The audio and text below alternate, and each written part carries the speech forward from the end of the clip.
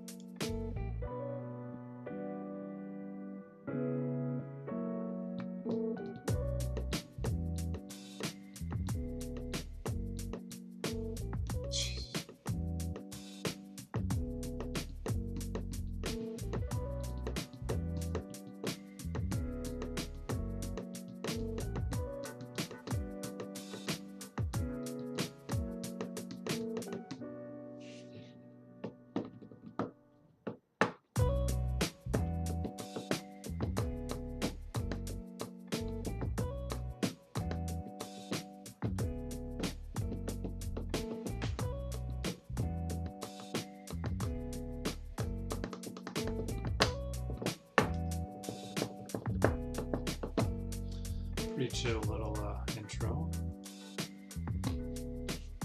Transistory music. News lives in the now. The front lines are still very active. This is like quicksand. And officials say an entire town is cut off. This close to actually understand why people had to jump in the ocean. News for the generation of now is NBC News Now. Welcome back to our special coverage of tonight's vice presidential debate. We're about 7 minutes away now. Ohio Senator J.D. Vance facing off against Minnesota Governor Tim Walz. Might be the last debate voters see at all before Election Day. Let's go back to Tom Yamas in the spin room. It's going to be crowded there tonight, if not already. Oh, yeah, you guys, you know that is true. You know, these spin rooms are where the candidates come with their surrogates right after the debate to argue they won the debate. I want to show you a live camera right now of this spin room because it's unlike any we've seen before because of its size. It's only about 3,000 to 4,000 square feet. It's going to be filled with reporters and surrogates. There's going to be a crush of people here after the debate, including at least one of the candidates who is debating tonight. So this could be chaotic. It could be exciting. It could be fun. It could be wild. We'll have no idea until after the debate. I will tell you this much. It reminds me of my younger days when you go to house parties here in Manhattan inside studio apartments, and there was way more people than there was room. Nonetheless, it'll be memorable, and we're going to look for all that excitement right after the debate. Well, we've learned a lot about you, Tom. I want to hear the rest of the story. I have to say, I don't know if he was describing a spin room or a rave. Surely there was more to that story. All right, let's go to senior White House correspondent Kelly O'Donnell. We're going to get to the bottom of that one. Also in the spoon room, been talking to Tim Walz's staff. So, Kelly, what's the vibe?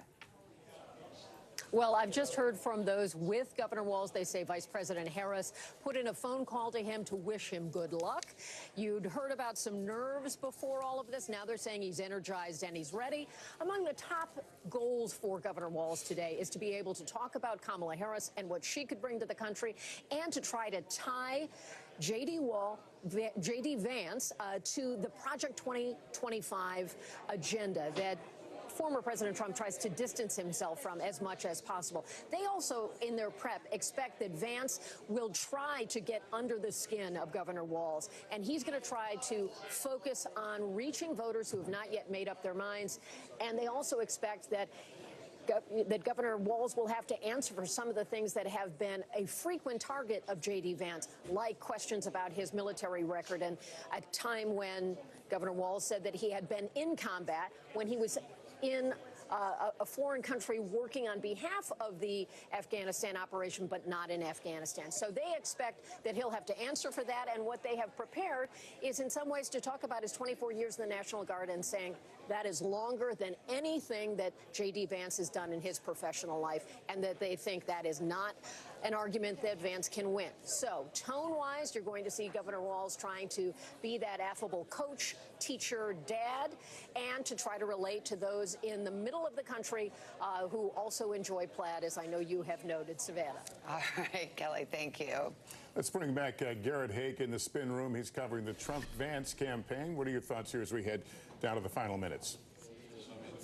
At the end of the day, Lester, this is still all about the people at the top of the ticket. That's something that wasn't lost today in Trump world. Donald Trump did something unusual today. He held not one, but two campaign events of his own on the day of his VP debate, both of them in Wisconsin, mentioning J.D. Vance just one time during those two events in response to a question. So for Donald Trump, this is still about Trump versus Harris, and I think that'll be something that's forefront on the mind of J.D. Vance when he takes the stage tonight as well. All Lester? right. Thank you, Garrett. Let's bring back Kristen Welker, Hallie Jackson, and Peter Alexander has joined the conversation. Peter, I mean, based on everything we've talked about in the last hour, it seems like, in a way, Tim Walz, the work for him is on substance. What does he stand for? Defending past positions as governor of Minnesota. And for J.D. Vance, it's about style. It's about likability, about some of the controversial things he said. That seems like where the work is. Yeah, I think you guys are right. We've made a lot of these points to this point. One other point that I would just add to this conversation is, remember how this whole campaign started, where age was the big issue? Joe Biden was going to be 86 at the end of a second term. Right now, Donald Trump is 78 years old. His age means there's a little bit unique attention being focused on J.D. Vance right now. He's 40. You're going to see Tim Walz, who is 60 years old today. The last time there was a big age discrepancy like this, 1988, Lloyd Benson and Dan Quayle, who was 41, a year older, of course, than J.D. Vance is when he's up there on stage. And Vance has been senator for 2 years. And the gist is that was one of the rare moments where a line broke through. You know, I knew John F. Kennedy, you know John F. Kennedy.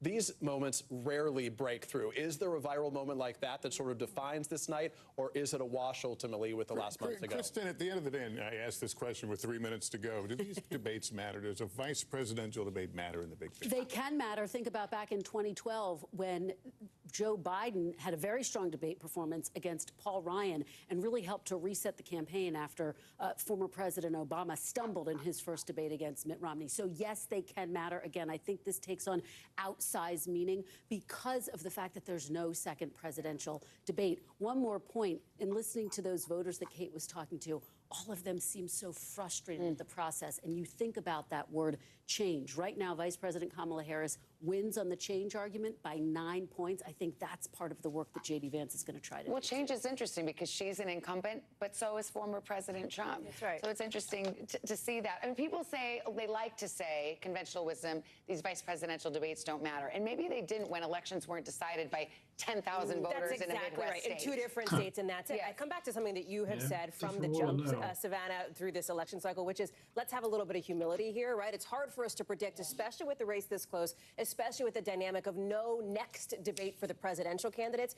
Remember what this race is going to come down to. Those 6 critical battlegrounds, the economy and immigration. We have seen that consistently in the polling. Expect to hear both of those issues hammered big time on stage tonight. And worth noting also, this is the first presidential election since Roe was overturned. I think that's going to be an X factor, too. Mics will be on tonight. Is that going to make a huge difference in terms of expectations based on what we saw in the presidential debate? Remember, it was the Harris campaign that in the presidential debate wanted the mics to be on throughout here. This time, they are on throughout. CBS can turn them off as necessary, but it's that back and forth. They're hoping that you can hear those snide comments, perhaps, by either side. Show of hands, who thinks there will be another debate between Trump and Harris? Listen to you at this show of hands. I'm holding It's a quick poll. Okay. Who thinks there should be? We're journalists. We think there should be. Okay. All right. There we go. Good answer. Well, it is the top of the hour now, 9 p.m. here in New York City. We are just seconds away from tonight's only vice presidential debate between Ohio Republican Senator J.D. Vance and Minnesota Democratic Governor Tim Walz. That's right. It is also potentially, if you haven't noticed, possibly the last debate we will see before Election Day. Election Day now just 35 days away, 5 weeks. We have kind of set the table here on what people will be looking at and what we'll all be talking about in a little while. We will have in-depth analysis once the debate concludes here on NBC. But tonight's event is hosted by CBS News in their studio in New York, just a few blocks from here. Yeah, and as the last debate was between the running mates, Donald Trump and Kamala Harris, there's no audience in there tonight. So each candidate is going to have 2 minutes for their answers, and then there's a rebuttal. And the moderators have said, Lester, there will be some fact-checking, but they're really counting on the candidates to fact-check each other. And as we noted, unlike the last debate, microphones will not be muted, but the network says they reserve the right to mute the candidates. So that'll be an interesting process as they go along. Okay, the vice presidential debate about to be on. Let's go to CBS Network Studios, West 57th, here in the heart of Manhattan, and watch this debate. Presidential debate. Good evening, I'm Nora O'Donnell, and thank you for joining us for tonight's CBS News Vice Presidential Debate. We want to welcome our viewers on CBS, on other networks here in the U.S. and around the world. We have a consequential night ahead, and our focus is the issues that matter to you, the voter. Let's introduce the candidates. Minnesota's Democratic Governor Tim Walz and Ohio's Republican Senator J.D. Vance, tonight meeting for the first time. I'm Margaret Brennan. In order to have a thoughtful and civil debate, these are the rules that both campaigns have agreed to. Questions will be directed at one candidate, who will have 2 minutes to respond. The other candidate will be allowed 2 minutes for rebuttal. Then each candidate will get another minute to make further points, with an additional 1 minute each at the discretion of the moderator. The primary role of the moderators is to facilitate the debate between the candidates, enforce the rules, and provide the candidates with the opportunity to fact-check claims made by each other. CBS News reserves the right to mute the candidates' microphones to maintain decorum. We have not shared the questions or topics with the campaigns. The stage is set. Governor, Senator, thank you for joining us. Let's get started. Tonight, our country is facing several unfolding crises. The Middle East is on the brink of war. Americans are suffering from the catastrophic impact of Hurricane Helene, and now a labor strike as 25,000 dock workers from Maine to Texas are picketing. We're going to begin tonight with the Middle East. Margaret. Thank you, Nora. Earlier today, Iran launched its largest attack yet on Israel, but that attack failed, thanks to joint U.S. and Israeli defensive action. President Biden has deployed more than 40,000 U.S. military personnel and assets to that region over the past year to try to prevent a regional war. Iran is weakened, but the U.S. still considers it the largest state sponsor of terrorism in the world, and it has drastically reduced the time it would take to develop a nuclear weapon. It is down now to 1 or 2 weeks' time. Governor Walz, if you were the final voice in the Situation Room, would you support or oppose a preemptive strike by Israel on Iran? You have 2 minutes. Well, thank you, and thank you for those joining at home tonight. Let's keep in mind where this started. October 7th, Hamas terrorists massacred over 1,400 Israelis and took prisoners. Israel's ability to be able to defend itself is absolutely fundamental. Getting its hostages back, fundamental, and ending the humanitarian crisis in Gaza. But the expansion of Israel and its proxies is an absolute fundamental necessity for the United States to have the steady leadership there. You saw it experienced today, where along with our Israeli partners and our coalition, able to stop the incoming attack. But what's fundamental here is that steady leadership is going to matter. It's clear, and the world saw it on that debate stage a few weeks ago, a nearly 80-year-old Donald Trump talking about crowd sizes is not what we need in this moment. But it's not just that. It's those that were closest to Donald Trump that understand how dangerous he is when the world is this dangerous. His chief of staff, John Kelly, said that he was the most flawed human being he'd ever met. And both of his secretaries of defense and his national security advisors said he should be nowhere near the White House. Now, the person closest to them, Donald Trump, said he's unfit for the highest office. That was Senator Vance. What we've seen out of Vice President Harris is we've seen steady leadership. We've seen a calmness that is able to draw on the coalitions to bring them together. Understanding that our allies matter. When our allies see Donald Trump turn towards Vladimir Putin, turn towards North Korea, when we start to see that type of fickleness around holding the coalitions together, we will stay committed. And as the Vice President said today we will protect our forces and our allied forces, and there will be consequences. Governor, your time is up. Senator Vance, the same question. Would you support or oppose a preemptive strike by Israel on Iran? You have 2 minutes. So, Margaret, I want to answer the question. First of all, thanks, Governor. Thanks to CBS for hosting the debate. And thanks, most importantly, to the American people who are watching this evening and caring enough about this country to pay attention to this vice presidential debate. I want to answer the question, but I want to actually give an introduction to myself a little bit because I recognize a lot of Americans don't know who either one of us are. I was raised in a working-class family. My mother required food assistance for periods of her life. My grandmother required Social Security help to raise me, and she raised me in part because my own mother struggled with addiction for a big chunk of my early life.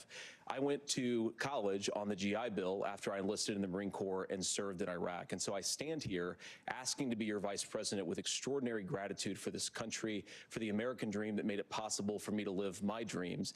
And most importantly, I know that a lot of you are worried about the chaos in the world and the feeling that the American dream is unattainable. I want to try to convince you tonight over the next 90 minutes that if we get better leadership in the White House, if we get Donald Trump back in the White House, the American dream is going to be attainable once again. Now, to answer this particular question, we have to remember that as much as Governor Walz just accused Donald Trump of being an agent of chaos, Donald Trump actually delivered stability in the world, and he did it by establishing effective deterrence. People were afraid of stepping out of line. Iran, which launched this attack, has received over $100 billion in unfrozen assets thanks to the Kamala Harris administration. What do they use that money for? They use it to buy weapons that they're now launching against our allies, and God forbid, potentially launching against the United States as well. Donald Trump recognized that for people to fear the United States, you needed peace through strength. They needed to recognize that if they got out of line, the United States global leadership would put stability and peace back in the world. Now, you asked about a preemptive strike, Margaret, and I want to answer the question. Look, it is up to Israel what they think they need to do to keep their country safe, and we should support our allies wherever they are when they're fighting the bad guys. I think that's the right approach to take with the Israel question. Thank you, Senator. Governor Walz, do you care to respond to any of the allegations? Well, look, Donald Trump was in office. We'll sometimes hear a revisionist history, but when Donald Trump was in office, it was Donald Trump who we had a coalition of nations that had boxed Iran's nuclear program in, the inability to advance it. Donald Trump pulled that program and put nothing else in its place. So Iran is closer to a nuclear weapon than they were before because of Donald Trump's fickle leadership. And when Iran shot down an American aircraft in international airspace, Donald Trump tweeted, because that's the standard diplomacy of Donald Trump. And when Iranian missiles did fall near U.S. troops and they received traumatic brain injuries, Donald Trump wrote it off as headaches. Look, our allies understand that Donald Trump is fickle. He will go to whoever has the most flattery or where it makes sense to him. Steady leadership like you witnessed today, like you witnessed in April. Both Iranian attacks were repelled. Our coalition is strong, and we need the steady leadership that Kamala Harris is providing. Senator Vance, the U.S. did have a diplomatic deal with Iran to temporarily pause parts of its nuclear program, and President Trump did exit that deal. He recently said, just 5 days ago, the U.S. must now make a diplomatic deal with Iran because the consequences are impossible. Did he make a mistake? You have 1 minute. Well, first of all, Margaret, diplomacy is not a dirty word, but I think that's something that Governor Walz just said is quite extraordinary. You yourself just said Iran is as close to a nuclear weapon today as they have ever been. And Governor Walz, you blame Donald Trump. Who has been the vice president for the last 3.5 years? And the answer is your running mate, not mine. Donald Trump consistently made the world more secure. Now, we talk about the sequence of events that led us to where we are right now, and you can't ignore October the 7th, which I appreciate Governor Walz bringing up. But when did Iran and Hamas and their proxies attack Israel? It was during the administration of Kamala Harris. So Governor Walz can criticize Donald Trump's tweets, but effective, smart diplomacy and peace through strength is how you bring stability back to a very broken world. Donald Trump has already done it once before. Ask yourself at home, when was the last time, I'm 40 years old, when was the last time that an American president didn't have a major conflict break out? The only answer is during the 4 years that Donald Trump was president. Gentlemen, we have a lot to get to. Nora? Margaret, thank you. Let's turn now to Hurricane Helene. The storm could become one of the deadliest on record. More than 160 people are dead and hundreds more are missing. Scientists say climate change makes these hurricanes larger, stronger, and more deadly because of the historic rainfall. Senator Vance, according to CBS News polling, 7 in 10 Americans and more than 60% of Republicans under the age of 45 favor the U.S. taking steps to try and reduce climate change. Senator, what responsibility would the Trump administration have to try and reduce the impact of climate change? I'll give you 2 minutes. Sure. So first of all, let's start with the hurricane, because it's an unbelievable, unspeakable human tragedy. I just saw today, actually, a photograph of 2 grandparents on a roof with a 6-year-old child, and it was the last photograph ever taken of them because the roof collapsed and those innocent people lost their lives. And I'm sure Governor Walz joins me in saying our hearts go out to those innocent people, our prayers go out to them, and we want as robust and aggressive as a federal response as we can get to save as many lives as possible, and then, of course, afterwards, to help the people in those communities rebuild. I mean, these are communities that I love. Some of them I know very personally in Appalachia, all across the Southeast. They need their government to do their job, and I commit that when Donald Trump is president again, the government will put the citizens of this country first when they suffer from a disaster. Now, Nora, you asked about climate change. I think this is a very important issue. Look, a lot of people are justifiably worried about all these crazy weather patterns. I think it's important for us, first of all, to say Donald Trump and I support clean air, clean water. We want the environment to be cleaner and safer. But one of the things that I've noticed some of our Democratic friends talking a lot about is a concern about carbon emissions, this idea that carbon emissions drives all of the climate change. Well, let's just say that's true, just for the sake of argument, so we're not arguing about weird science. Let's just say that's true. Well, if you believe that, what would you want to do? The answer is that you'd want to reshore as much American manufacturing as possible, and you'd want to produce as much energy as possible in the United States of America, because we're the cleanest economy in the entire world.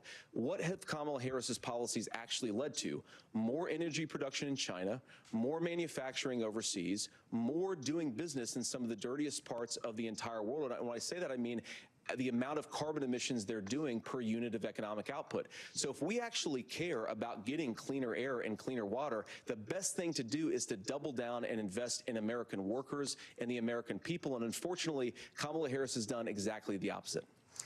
Governor Walz, you have 2 minutes to respond. Well, we got close to an agreement because all those things are happening. Look, first of all, it is a horrific tragedy with this hurricane, and my heart goes out to the folks that are down there in contact with the governors. I serve as co-chair of the Council of Governors as we work together on these emergency managements. Governors know no partisanship. They work together. So all of the governors and the emergency responders are on the ground. Those happen on the front end. The federal government comes in, makes sure they're there so that we recover, but we're still in that phase where we need to make sure that they're staying there, staying focused. Now, look, coming back to the climate change issue, there's no doubt this thing roared onto the scene faster and stronger than anything we've seen. Senator Vance has said that there's a climate problem in the past. Donald Trump called it a hoax and then joked that these things would make more beachfront property to be able to invest in. What we've seen out of the Harris administration now, the Biden-Harris administration, is we've seen this investment. We've seen massive investments, the biggest in global history that we've seen in the Inflation Reduction Act, has created jobs all across the country. 2,000 in Jeffersonville, Ohio, taking the EV technology that we invented and making it here. 200,000 jobs across the country. The largest solar manufacturing plant in North America sits in Minnesota. But my farmers know climate change is real. They've seen 500-year droughts, 500-year floods back to back. But what they're doing is adapting, and this has allowed them to tell me, look, I harvest corn, I harvest soybean, and I harvest wind. We are producing more natural gas and more oil at any time than we ever have. We're also producing more clean energy. So the solution for us is to continue to move forward that climate change is real. Reducing our impact is absolutely critical, but this is not a false choice. You can do that at the same time you're creating the jobs that we're seeing all across the country. That's exactly what this administration has done. We are seeing us becoming an energy superpower for the future, not just the current. And that's what absolutely makes sense. And then we start thinking about how do we mitigate these disasters.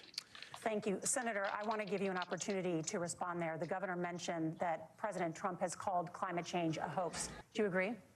Well, look, what the president has said is that if the Democrats, in particular Kamala Harris and her leadership, if they really believe that climate change is serious, what they would be doing is more manufacturing and more energy production in the United States of America, and that's not what they're doing. So clearly, Kamala Harris herself doesn't believe her own rhetoric on this. If she did, she would actually agree with Donald Trump's energy policies. Now, something Governor Walz said I think is important to touch upon, because when we talk about clean energy, I think that's a slogan that often the Democrats will use here. And I'm talking, of course, about the Democratic leadership. And the real issue is that if you're spending hundreds of millions or even billions of dollars of American taxpayer money on solar panels that are made in China, number one, you're going to make the economy dirtier. We should be making more of those solar panels here in the United States of America. Some of them are, Tim, but a lot of them are being made overseas in China, especially the components that go into those solar panels. So if you really want to make the environment cleaner, you've got to invest in more energy production. We haven't built a nuclear facility, I think, one in the past 40 years.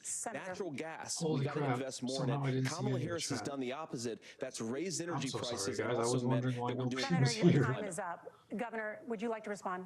Well, look, we're producing more natural gas than we ever have. There's no moratorium on that. We're producing more oil. But the folks know, and like I said again, these are not liberal folks. These are not folks that are Green New Deal folks. These are farmers that have been drought one year, massive flooding the next year. They understand that it makes sense. Look, our #1 export cannot be topsoil from erosion from these massive storms. We saw it in Minnesota this summer.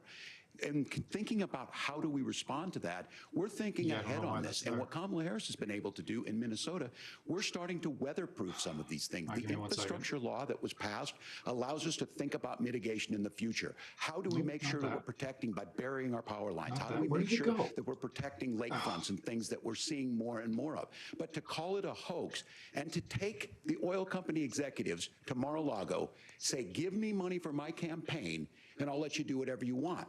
We can be smarter about that, and an all-above energy policy is exactly what she's doing, creating those jobs right here. Governor, your time is up. Okay. The overwhelming consensus among scientists is that the Earth's climate is warming at an unprecedented rate. Margaret, fix it thank you, showing Nora. up on the We're one going to turn window now I to expected it. immigration. The crisis just at the pulled up another one. U.S.-Mexico border I'm so consistently sorry, guys. ranks as one of the top issues for American voters.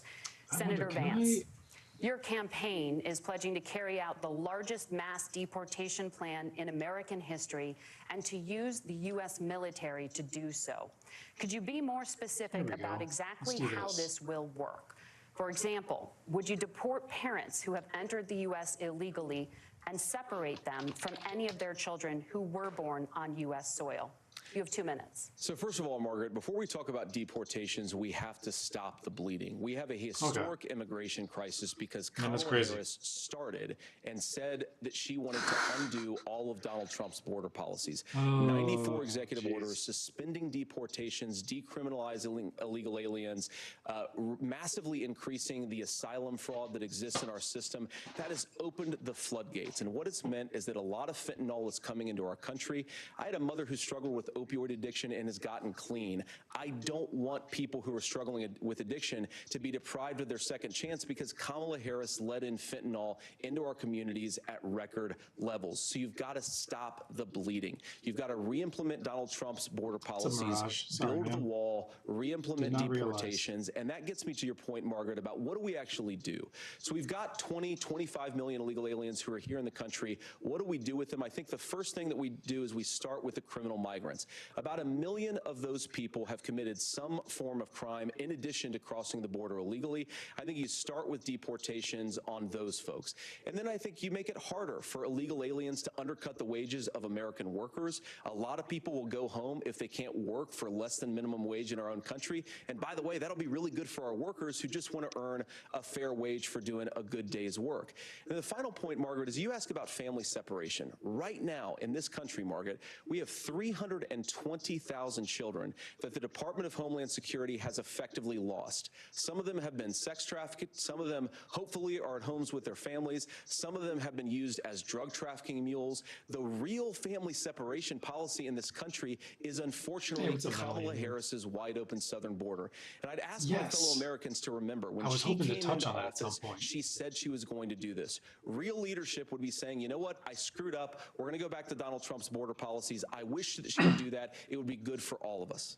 I was thinking that Governor, earlier. I was like, man, do you care to we've been so used to just hearing people just be out there and not be able to even speak words that this dude just sounds worlds better than any Republican candidate that there's been in the last 3-4 elections. The opioid crisis, and the good news on this is shocking what's going to happen, you know, 4 years from now, 8 years from now. Oh my God, we have real human beings. 30% decrease in Ohio, but there's Both still of them more work sound so to do. much better. But let's go back to this on immigration. Kamala Harris was the Attorney General of the largest state and a border state in California. She's the only person in this race who prosecuted transnational gangs for human trafficking and drug interventions. But look, we all want to solve this. Most of us want to solve this. And that is the United States Congress. That's the Border Patrol agents. That's the Chamber of Commerce. That's most Americans out here. That's why we had the fairest and the toughest bill on immigration that this nation's seen. It was which is crazy because some of the videos you saw, like when he went into the donut shop and whatever and stuff like that. I know him, he's super conservative. It's really weird. Like these people cannot speak in public. Like they're just so socially awkward. You saw like all of the DeSantis stuff when he was still running. Dude just makes an entire room just cringe. Pass this thing. Kamala Harris helped get and JD did the same thing. But then Trump and JD, they go in a debate 1v1. On the camera, and all of a sudden there's like, where's that guy all the other times? But as soon as I was getting ready to pass and actually tackle this, Donald Trump said no, told them to vote against it because it gives him a campaign issue. It gives him what would Donald Trump talk about if we actually did some of these things? And they need to be done by the legislature. You can't just do this through the executive branch. I would like branch. if they wouldn't talk so much we about have the options to do this. What are you guys all about? What do you guys want to do? He had 4 years to do What's this. your plan? And he promised you, America, how easy it would be. I'll build you a big, beautiful wall, and Mexico will pay for it. Less than 2% of that wall got built, and Mexico didn't pay a dime.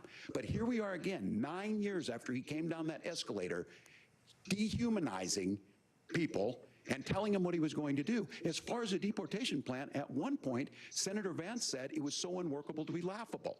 So that's where we're at. Pass the bill, she'll sign it. Governor, your time is up.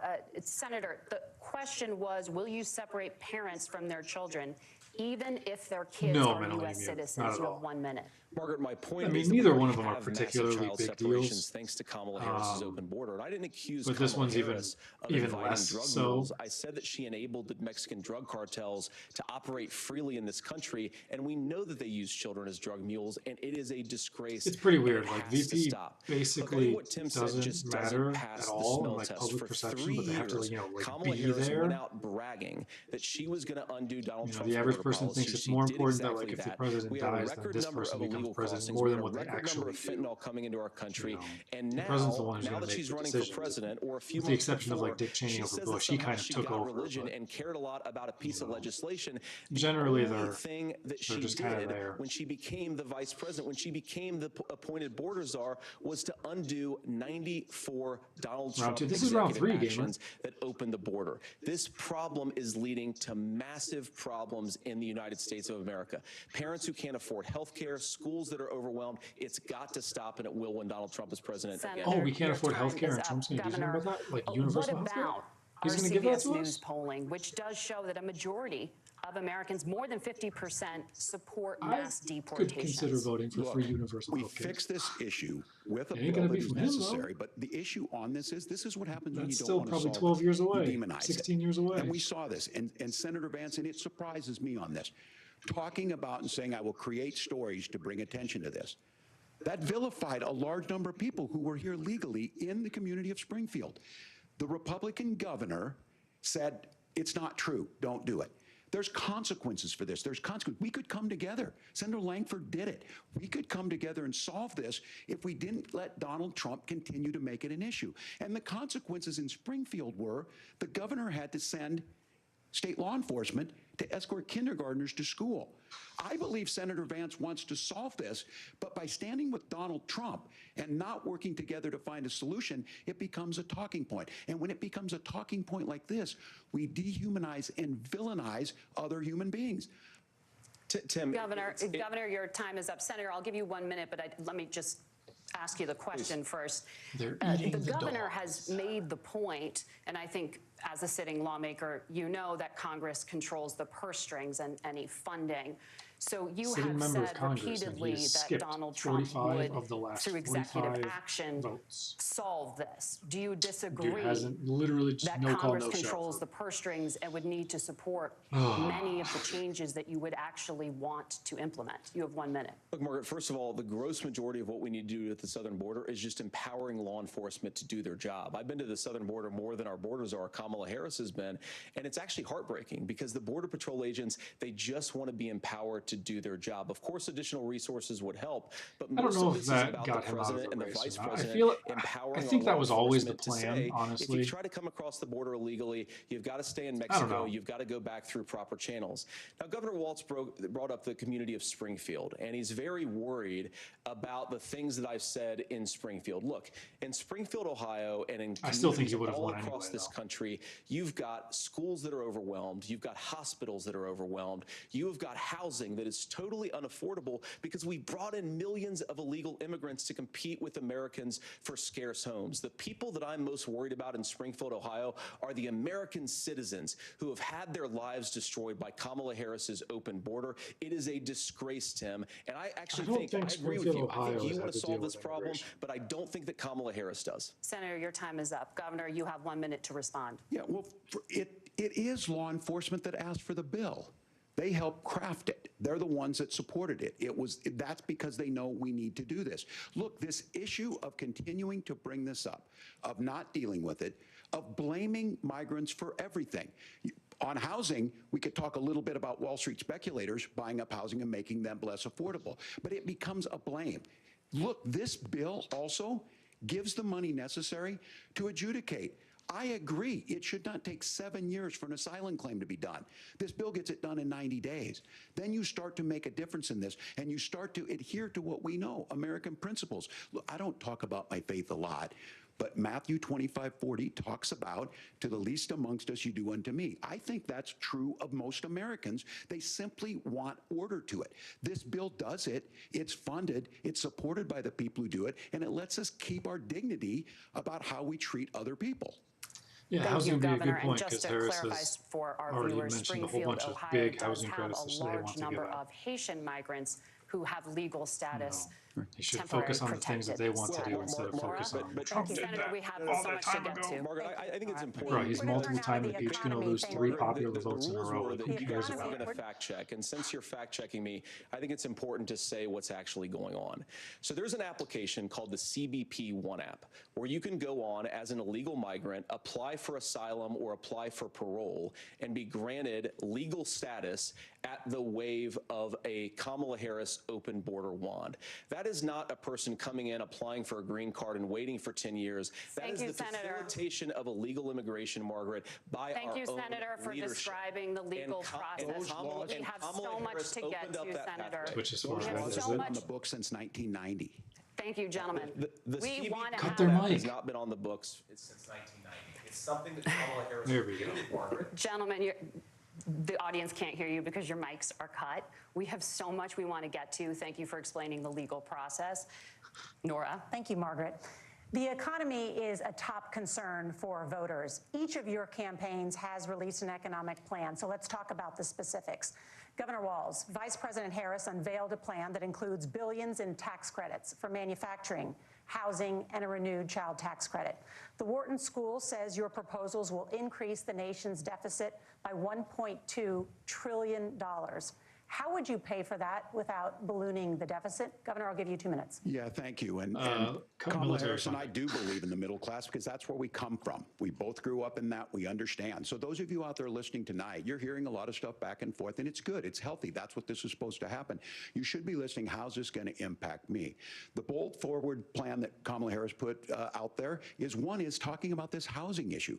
The one thing is there's 3 million new houses proposed under this plan with down payment assistance on the front end to get you in a house. A house is much more than just an asset to be traded somewhere. It's foundational to where you're at. And then making sure that the things you buy every day, whether they be prescription drugs or other things, that there's fairness in that. Look, the $35 insulin is a good thing, but it costs $5 to make insulin. They were charging $800 before this law went into effect. As far as the housing goes, I've seen it in Minnesota. 12% more houses in Minneapolis, prices went down on rent 4%. It's working. And then making sure tax cuts go to the middle class. $6,000 child tax credit, we have one in Minnesota, reduces childhood poverty by 1/3. We save money in the long run, and we do the right thing for families. And then getting businesses off the ground. The law as it stands right now is $5,000 tax credit for small business, increasing that to $50,000. Now, this is a philosophical difference between us. Donald Trump made a promise, and I'll give you this. He kept it. He took folks to Mar-a-Lago, said, you're rich as hell, I'm going to give you a tax cut. He gave the tax cuts that predominantly went to the top class. What happened there was an $8 trillion increase in the national debt, the largest ever. Now he's proposing a 20% consumption or sales tax on everything we bring in. Everyone agrees, including businesses, it would be destabilizing it, it would increase inflation and potentially lead to a recession. Look, this is simple for you. Where are we going? Kamala Harris has said to do the things she wants to do, we'll just ask the wealthiest to pay their fair share. When you do that, our system works best, more people are participating in it, and folks have the things that they need. Senator, I want to give you a moment to respond on that. But similarly, the Wharton School has done an analysis of the Trump plan and says it would increase the nation's deficit by $5.8 trillion. My question is the same for you. How do you pay for all that without ballooning the deficit? I'll give you 2 minutes. Well, first of all, you're going to hear a lot from Tim Walz this evening, and you just heard it in the answer, a lot of what Kamala Harris proposes to do. And some of it, I'll be honest with you, it even sounds pretty good. Here's what you won't hear, is that Kamala Harris has already done it. Because she's been the vice president for 3.5 years. She had the opportunity to enact all of these great policies, and what she's actually done instead is drive the cost of food higher by 25%, drive the cost of housing higher by about 60%, open the American southern border and make middle-class life unaffordable for a large number of Americans. If Kamala Harris has such great plans for how to address middle-class problems, then she ought to do them now. Not when asking for a promotion, but in the job the American people gave her 3.5 years ago. And the fact that she isn't tells you a lot about how much you can trust her actual plans. Now, Donald Trump's economic plan is not just a plan, but it's also a record. A lot of those same economists attack Donald Trump's plans, and they have PhDs, but they don't have common sense and they don't have wisdom. Because Donald Trump's economic policies delivered the highest take-home pay in a generation in this country, 1.5% inflation, and to boot, peace and security all over the world. So when people say that Donald Trump's economic plan doesn't make sense, I say look at the record. He delivered rising take-home pay for American workers. Now, Tim admirably admits that they want to undo the Trump tax cuts. But if you look at what was so different about Donald Trump's tax cuts, even from previous Republican tax cut plans, is that a lot of those resources went to giving more take-home pay to middle-class and working-class Americans. It was passed in 2017, and you saw an American economic boom unlike we've seen in a generation in this country. That is a record that I'm proud to run on, and we're going to get back to that common sense wisdom so that you can afford to live the American dream again. I know a lot of you are struggling. I know a lot of you are worried about paying the bills. It's going to stop when Donald Trump brings back common sense to this country. Governor, do you want to respond to that? What has Kamala Harris done for the middle class? Yeah, well, Kamala Harris's day one was Donald Trump's failure on COVID that led to the collapse of our economy. We were already before COVID in a manufacturing recession, but 10 million people out of work, largest percentage since the Great Depression. 9 million jobs closed on that. That was day one. Whether it was the Infrastructure Act or other things we moved. Now, you made a question about experts, said this. I've made a note of this. Economists can't be trusted. Science can't be trusted. National security folks can't be trusted.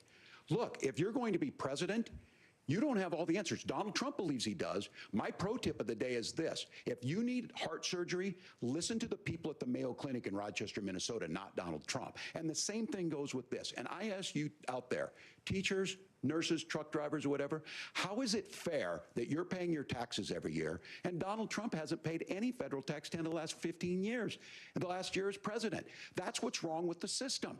There's a way around it, and he's bragged about that. We're just asking for fairness in it, and that's all you want. You have a minute. Governor, you say trust the experts. But those same experts for 40 years said that if we shipped our manufacturing base off to China, we'd get cheaper goods. They lied about that. They said if we shipped our industrial base off to other countries, to Mexico and elsewhere, it would make the middle class stronger. They were wrong about that. They were wrong about the idea that if we made America less self-reliant, less productive in our own nation, that it would somehow make us better off, and they were wrong about it. And for the first time in a generation, Donald Trump had the wisdom and the courage to say to that bipartisan consensus, we're not doing it anymore. We're bringing American manufacturing back. We're unleashing American energy. We're going to make more of our own stuff. And this isn't just an economic issue. I mean, I've got 3 beautiful little kids at home, 7, 4, and 2, and I love them very much, and I hope they're in bed right now. But look, so many of the drugs, the pharmaceuticals that we put in the bodies of our children are manufactured by nations that hate us. This has to stop, and we're not going to stop it by listening to experts. We're going to stop it by listening to common sense wisdom, which is what Donald Trump governed on. Senator, your time is up. Governor Walz, can you address that? I mean, voters say they trust Donald Trump on the economy more. Why? If you're listening tonight and you want billionaires to get tax cuts, you heard what the numbers were. Look, I'm a union guy on this. I'm not a guy who wanted to ship things overseas, but I understand that, look, we produce soybeans and corn. We need to have fair trading partners. That's something that we believe in. I think the thing that most concerns me on this is Donald Trump was the guy who created the largest trade deficit in American history with China. So the rhetoric is good. Much of what the senator said right there, I'm in agreement with him on this. I watched it happen too. I watched it to my communities, and we talked about that. But we had people undercutting the right to collectively bargain. We had right to work states made it more difficult. We had companies that were willing to ship it over, and we saw people profit. Folks that are venture capital in some cases, putting money into companies that were overseas. We're in agreement that we bring those home. The issue is Donald Trump is talking about it. Kamala Harris has a record, 250,000 more manufacturing jobs just out of the IRA. May I respond to that? Yes. So appreciate that. So if you notice, what Governor Walz just did is he said, first of all, Donald Trump has to listen to the experts. And then when he acknowledged that the experts screwed up, he said, well, Donald Trump didn't do nearly as good of a job as the statistics show that he did. So what Tim Walz is doing, and I honestly, Tim, I think you got a tough job here, because you've got to play whack-a-mole. You've got to pretend that Donald Trump didn't deliver rising take-home pay, which of course he did. You've got to pretend that Donald Trump didn't deliver lower inflation, which of course he did. And then you've simultaneously got to defend Kamala Harris's atrocious economic record, which has made gas, groceries, and housing unaffordable for American citizens. I was raised by a woman who would sometimes go into medical debt so that she could put food on the table in our household. I would sometimes go into know what it's like That's to not be able to afford the things that you need to afford. We can do so much better. To all of you watching, we can get back to an America that's affordable again. We just got to get back to common sense economic principles. I hope we have a conversation on health care then. Senator, Governor. Please. Thank you. Margaret? We have a lot to get to ahead, gentlemen, on many topics. But right now, I want to talk about personal qualifications. The vice president is often the last voice the president hears before making consequential decisions. We want to ask you about your leadership qualities. Governor Walz, you said you were in Hong Kong during the deadly Tiananmen Square protests in the spring of 1989. But Minnesota Public Radio and other media outlets are reporting that you actually didn't travel to Asia until August of that year.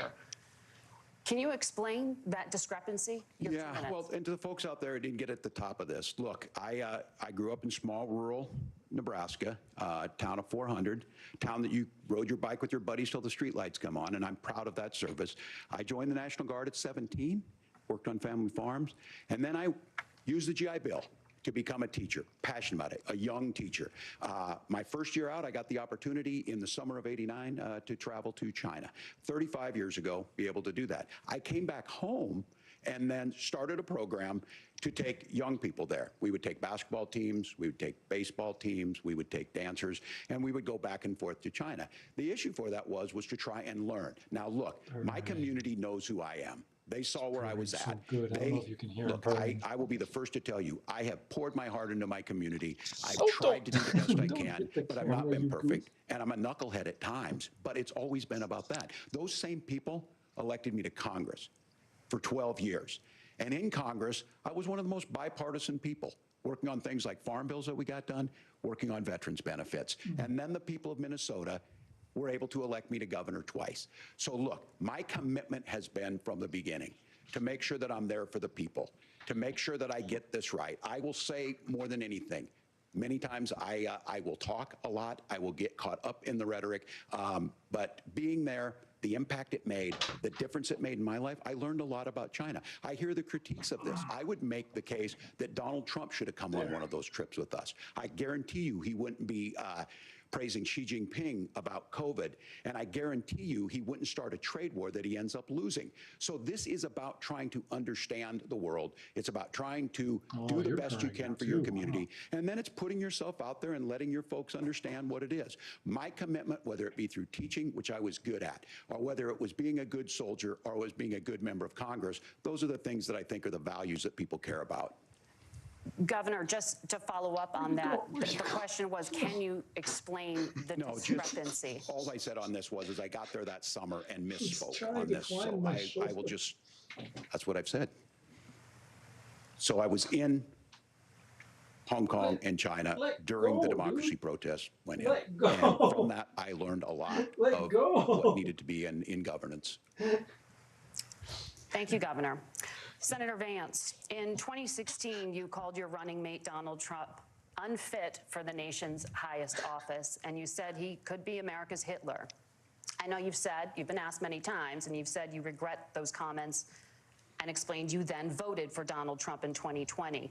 But the Washington Post reported new messages last week in which you also disparaged Trump's economic record while he was president, writing to someone in 2020, quote, Trump thoroughly failed to deliver his economic populism. You're now his running mate, and you've shifted many of your policy stances to align with his. If you become vice president, why should Americans trust that you will give Donald Trump the advice he needs to hear and not just the advice he wants to hear? You have 2 minutes. Well, first of all, Margaret, because I've always been open. And sometimes, of course, I've disagreed with the president, but I've also been extremely open about the fact that I was wrong about Donald Trump. I was wrong, first of all, because I believed some of the media stories that turned out to be dishonest fabrications of his record. But most importantly, Donald Trump delivered for the American people. Rising wages, rising take-home pay, an economy that worked for normal Americans, a secure southern border, a lot of things, frankly, that I didn't think he'd be able to deliver on. And yeah, when you screw up, when you misspeak, when you get something wrong and you change your mind, you ought to be honest with the American people about it. It's one of the reasons, Margaret, why I've done so many interviews is because I think it's important to actually explain to the American people where I come down on the issues and what changed. Now, you pointed out some messages from 2020. Margaret, I've been extremely consistent that I think there were a lot of things that we could have done better in the Trump administration the first round if Congress was doing its job. I strongly believe, and I've been a United States Senator, that Congress is not just a high-class debating society. It's not just a forum for senators and congressmen to whine about problems. It's a forum to govern. So there were a lot of things on the border, on tariffs, for example, where I think that we could have done so much more if the Republican Congress and the Democrats in Congress had been a little bit better about how they govern the country. They were so obsessed with impeaching Donald Trump, they couldn't actually govern. And I want to talk about this tariff issue in particular, Margaret, because Tim just accused this of being a national sales tax. Look, the one thing, and you're probably surprised to hear me praising Joe Biden, but the one thing that Joe Biden did is he continued some of the Trump tariffs that protected American manufacturing jobs. And it's the one issue, the most pro-worker part of the Biden administration, it's the one issue where Kamala Harris has run away from Joe Biden's record. Think about this. If you're trying to employ slave laborers in China at $3 a day, you're going to do that and undercut the wages of American workers unless our country stands up for itself and says you're not accessing our markets unless you're paying middle-class Americans a fair wage. Senator, your time is up. Nora? Thank you. Now to the issue of reproductive rights.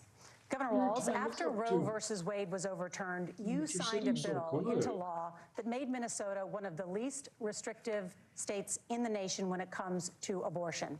Former President Trump said in the last debate that you believe abortion, quote, in the 9th month is absolutely fine. Yes or no? Is that what you support? I'll give you 2 minutes. That's not what the bill says, but look, this issue is what's on everyone's mind. Okay, bud. Donald Trump put this all into motion. He brags about how great it was that he put the judges in and overturned Roe versus Wade. 52 years of personal autonomy. And then he tells us, oh, we send it to the states. It's a beautiful thing. Big cutie. Amanda Zaworski would disagree with you on it's a beautiful thing. A young bride in Texas waiting for their child at 18 weeks. She has a complication, a tear in the membrane. She needs to go in. The medical care at that point needs to be decided by the doctor. And that's that all would have three been of an them. abortion. But in Texas, I have that no would idea put what's them happened in the last 10 in minutes. legal jeopardy. She went home, got sepsis, Haven't nearly listened to a dies, damn thing. and now she may have difficulty having children. Or in Kentucky, Hadley Duvall, a 12-year-old child raped and impregnated by her stepfather. Those are horrific. Now, when God asked about that, Senator Vance said 2 wrongs don't make a right. There is no right in this. So in Minnesota, what we did was restore Roe versus Wade. We made sure that we put women in charge of their health care. But look, this is not where, if you don't know Amanda or a Hadley, you soon will. Their Project 2025 is going to have a registry of Is that the pregnancies. first time they've mentioned It's going to make it Project more difficult, 2025? if not impossible, to get contraception and limit access, if not eliminate access to infertility treatments. For so many of you out there listening, me included, infertility treatments are why I have a child. That's nobody else's business, but those things are being proposed. And the catch-all on this is well, the states will decide I'm the what's chair right now. for Texas might not be right for Washington. That's not how this works. This is basic human right. We have seen maternal mortality skyrocket in Texas, outpacing many other countries in the world. This is about health care. In Minnesota, we are ranked first in health care for a reason. We trust women, we trust doctors. Senator, do you Do you want to have respond to the universal health governor's care in your claim? state? Will you I'll move create there. a federal pregnancy monitoring agency? No, Nora, certainly we won't. And I want to talk about this issue because I know a lot of Americans care about it, and I know a lot of Americans don't agree with everything that I've ever said on this topic. And, you know, I grew up in a working class family in a neighborhood where I knew a lot of young women who had unplanned pregnancies and decided to terminate those pregnancies because they feel like they didn't have any other options. And They would have told you that. one of them is Who actually the hell very are dear to you? me. And I know she's watching tonight, and I love you. And she told me something a couple years ago that she felt like if she hadn't had that abortion, that it would have destroyed her life because she was in an abusive relationship.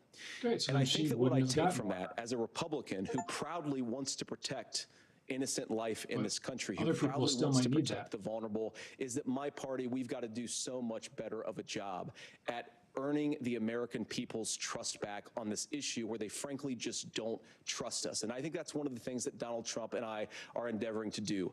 I want us as a Republican Party to be pro-family in the fullest sense of the word. Oh, I want like us to even support after they're fertility born? treatments. Like I when want they're us in to make elementary it school? easier for moms to afford You're to gonna have give them babies. free I want to lunches make and it you're not easier gonna for let them young get shot? families to afford a home so they can afford a place to raise that family. And I think there's so much that we can do on the public policy front just to give women more options.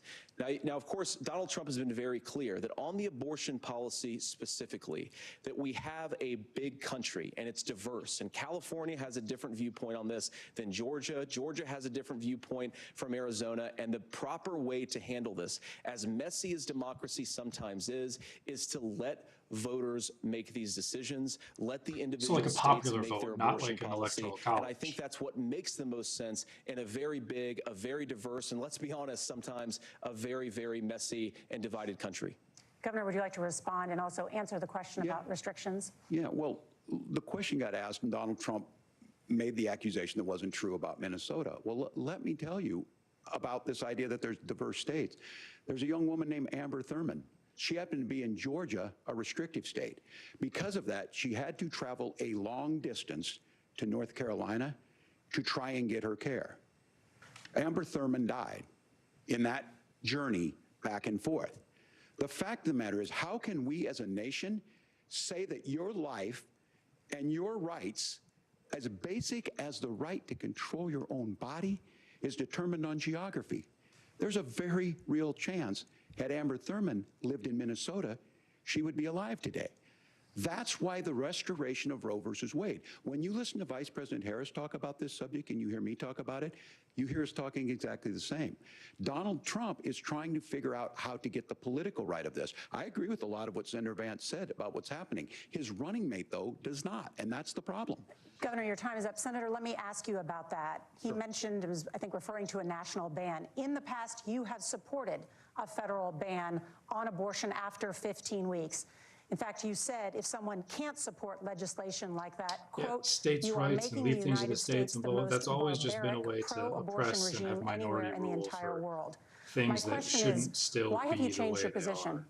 Well, Nora, It's always first of been all, that I never way. supported a national First it was ban. slavery. I did during when I was running for Senate in 2022. Oh, we talk know about that this setting isn't some right. We know no one's national going to standard. support For it, so example, leave it up to we have a just the partial birth state. abortion We'll decide ban for in ourselves. place in this country at the federal level. Then we'll I have don't think redlining and anybody's trying to get rid of gerrymandering. that, or at least I hope not. Though I know that Democrats have taken a Find very a way radical to use an pro-abortion electoral stance. college But to Nora, win when you know, we one of the shouldn't things win. that changed is in the state of Ohio, we had a referendum in 2023, and the people of Ohio voted overwhelmingly, by the way, against my position.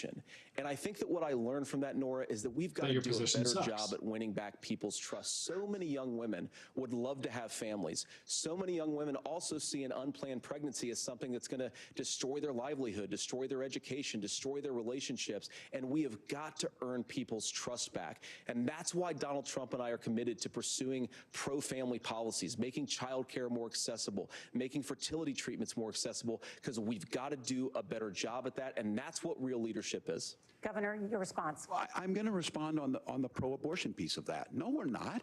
We're pro-women.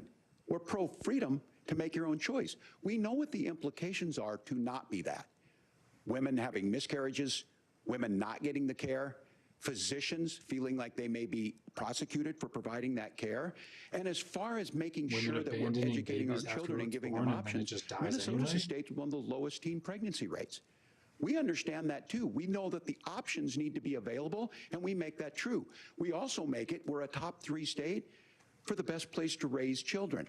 But these two things to try and say that we're pro-children, but we don't like this, or you guys are pro-abortion, that's not the case at all.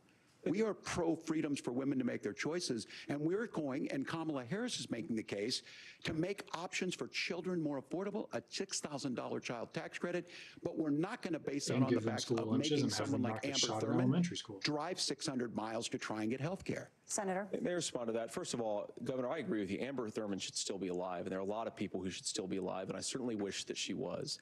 And maybe you're free to disagree with me on this and explain this to me, but as I read the Minnesota law that you signed into law, the statute that you signed into law, it says that a doctor who presides over an abortion where the baby survives, the doctor is under no obligation to provide life-saving care to a baby who survives a botched late-term abortion. That is, I think, That's whether not you're true. pro-choice or That's not how the pro-abortion, law is. that is fundamentally barbaric. And that's why I use that word, Nora, is because some of what we've seen. This you thing wanna that doesn't force Catholic exist, it's really hospitals terrible. To perform abortions against their will, because Kamala Harris has supported suing Catholic nuns to violate their freedom of conscience. We can be a big and diverse country where we respect people's freedom of conscience and make the country more pro-baby and pro-family. But please. Yes, Governor, please respond. Look, this is one where there's always something there. This is a very simple proposition. These are women's decisions to make about their healthcare decisions, and the physicians who know best when they need to do this. Trying to distort the way a law is written to try and make a point, that's not it at all. What was I wrong about, Governor? Please tell me, what was I wrong about? That is not the way the law is written. Look, I've given But this, how? I've given this advice on a lot of things, that getting involved, getting engaged, that's been misread, and it was fact-checked at the last debate. But the point on this is there's a continuation of these guys to try and tell women or to get involved. I use this line on this, just mind your own business on this. Things worked best when Roe versus Wade was in place. When we do a restoration of Roe, that works best. That doesn't preclude us from increasing funding for children. It doesn't increase us from making sure that once that child's born, like in Minnesota, they get meals, they get early childhood education, they get health care. So hiding behind we're going to do all these other things when you're not proposing them in your budget. Kamala Harris is proposing them. She's proposing all those things to make life easier for families. I asked a specific question, Governor. You gave me a slogan as a response. It's not the case. It's not true. That's not what the law says. So they fact-checked it with President Trump. Gentlemen, there's a lot to discuss. We have to move on, and we're going to be right back with much more of the CBS News vice presidential debate in just a moment.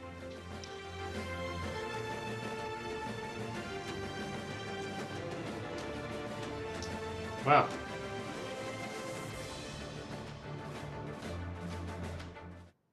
It is refreshing for once to see people that are not Trump Biden or Trump somebody. Just have somebody else talking. It's like the old days when, you know, there was other people. I remember, was it my middle school government teacher or my high school government teacher? I think it was middle school. Maybe it wasn't though, but so I'm like during the debates, like even though they disagree, like they're being very complimentary towards each other and they're supporting each other, blah blah blah. You know, they're trying to work with each other, you know, in terms of like respect and appreciation that they want the best thing to happen. They just don't agree on the way to get there, blah blah. It's just not how things are anymore.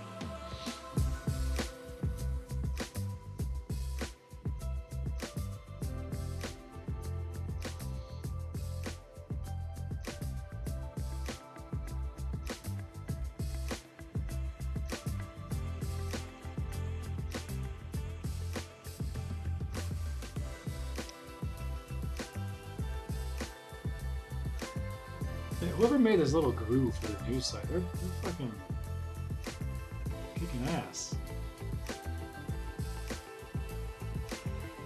That was the worst part, yeah, because when I started like 10 minutes early, I was just like, man, I need something to do, but I can't put anything on my main screen. So I'm like, I don't have anything to put on my second screen. And because chat wasn't working, I was just sitting there like, this is not how I anticipated I'd be spending my evening. Like, I got nothing to do and nobody to talk to. Like, god damn it. I don't know what made me think to even pull up Twitch and YouTube individual. Oh, I was wondering if I got banned, like how the first debate I got banned on Twitch. So I loaded up Twitch and I was like, well, let's just load up YouTube as well. And then I saw all your comments. I'm like, oh my god, they've been there the whole time.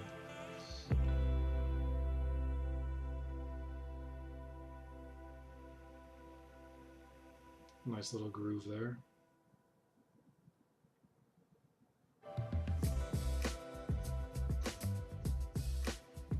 This is like some Balloons TD6 music. I could pop balloons to this.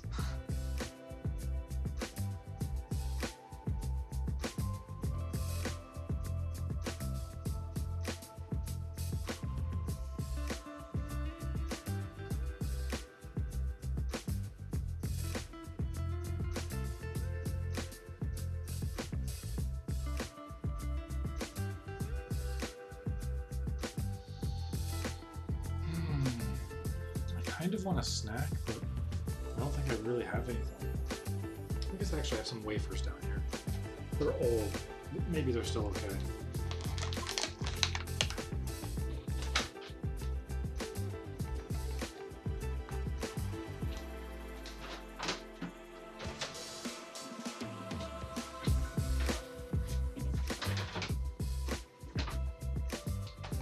The vote. It's as American as apple pie.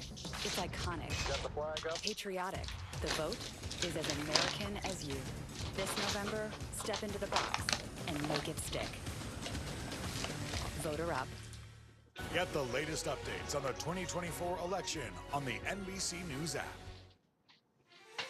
We are back now with tonight's vice presidential debate. When it ends, join us for analysis. Now, back to the debate. Yeah. They're still edible, but it just feels like it's missing something.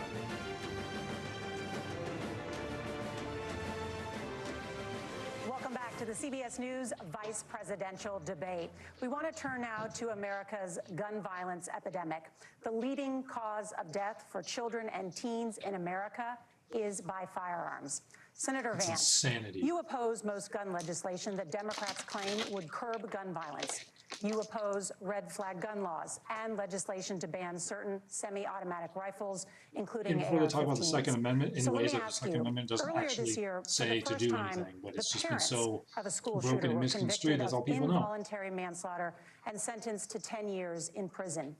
Do you think holding parents responsible could curb mass shootings? I'll give you 2 minutes. Yeah, well, Nora, on that particular case, I don't know the full details, but I certainly trust local law enforcement and local authorities to make those Now you decisions. trust In some experts? cases, the answer is going to be yes, and in some cases, the answer is going to be no. And the details really trust matter experts here. when you Of course, want for to. Got example, it. if a kid steals a gun, that's going to be different than if a parent hands over a gun knowing that their kid is potentially dangerous. But look, I want to just sort of speak as a father of 3 beautiful little kids, and our oldest is now in 2nd grade.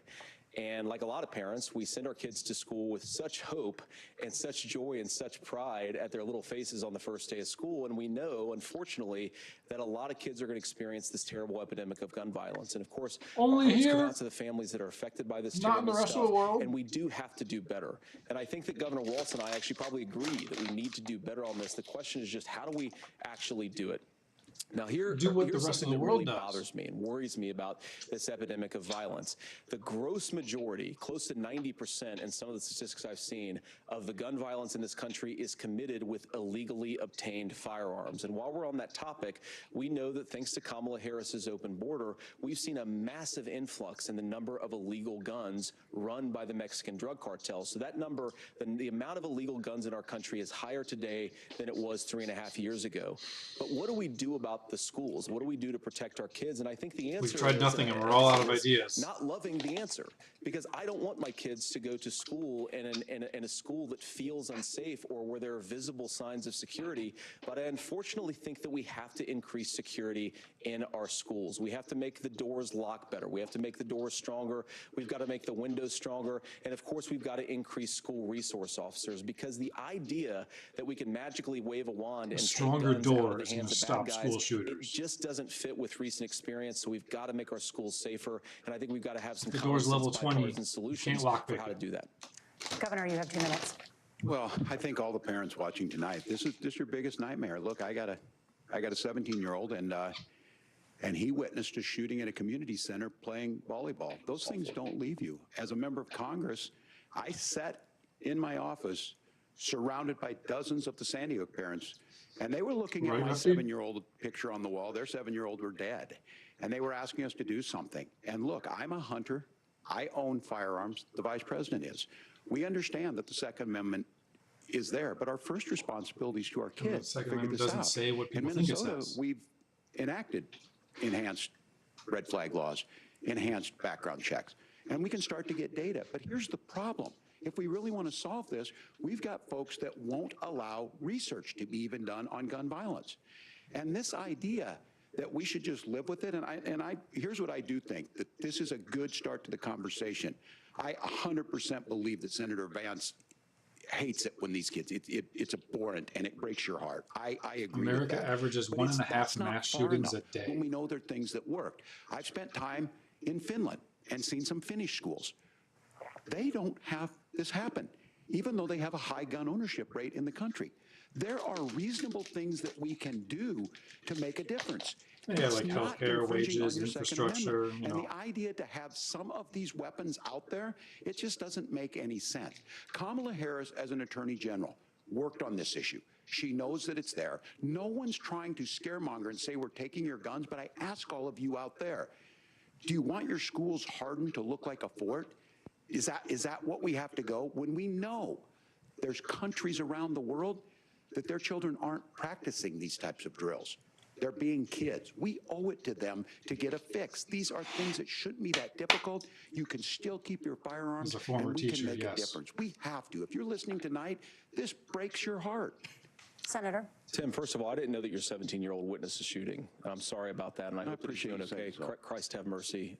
It is awful, and I appreciate that's what the type Tim of said shit that actually doesn't about happen when Trump is on Finland, because I do think it illustrates some of the Does he frankly, actually weird care and give a differences shit? between No, our own but country's gun violence at problem least says the right thing. and Finland is okay. First of all, we have way higher rates of mental health abuse or mental health substance abuse. We have way higher rates of depression, way higher rates of anxiety. We unfortunately have a mental health crisis in this country that I really do think that we need to get to the root causes of, because I don't think it's the whole reason why we have such a bad gun living violence fucking problem. sucks. There's But I no do think it's a wages, big there's piece no of it. healthcare, there's no Another infrastructure. driver of the gun violence epidemic, especially that affecting our kids, it doesn't earn as many headlines, but is the terrible gun violence problem in a lot of our big cities. And this is why we have to empower law enforcement to arrest the bad guys, put them away, and take gun offenders off the streets. I think there's a whole host of things that we can do here, but I do think at our schools we've got to talk about more security. Senator, thank you. Governor, you previously opposed an assault weapons ban, but only later in your political career did you change your position. Why? Yeah, I sat in that office with those Sandy Hook parents. I've become friends with school shooters. I've seen it. Look, the NRA, I was the NRA guy for a long time. They used to teach gun safety. I'm of an age where my shotgun was in my car so I could pheasant hunt after football practice. That's not where we live today. And several things I want to mention on this is talking about cities and where it's at.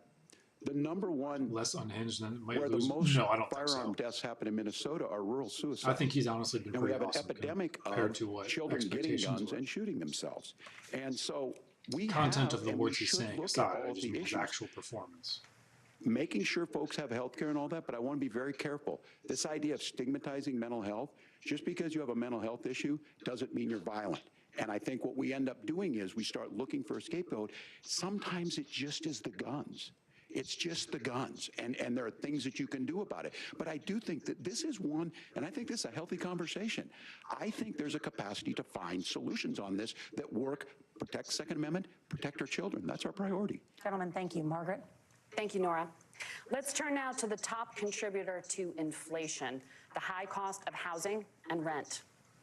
There's a shortage of more than 4 million homes in the United States, and that contributes to the high housing prices. Governor Walz, the Harris campaign promises a $25,000 down payment assistance for first-time home buyers and a $10,000 tax credit. They also promise to build 3 million new homes.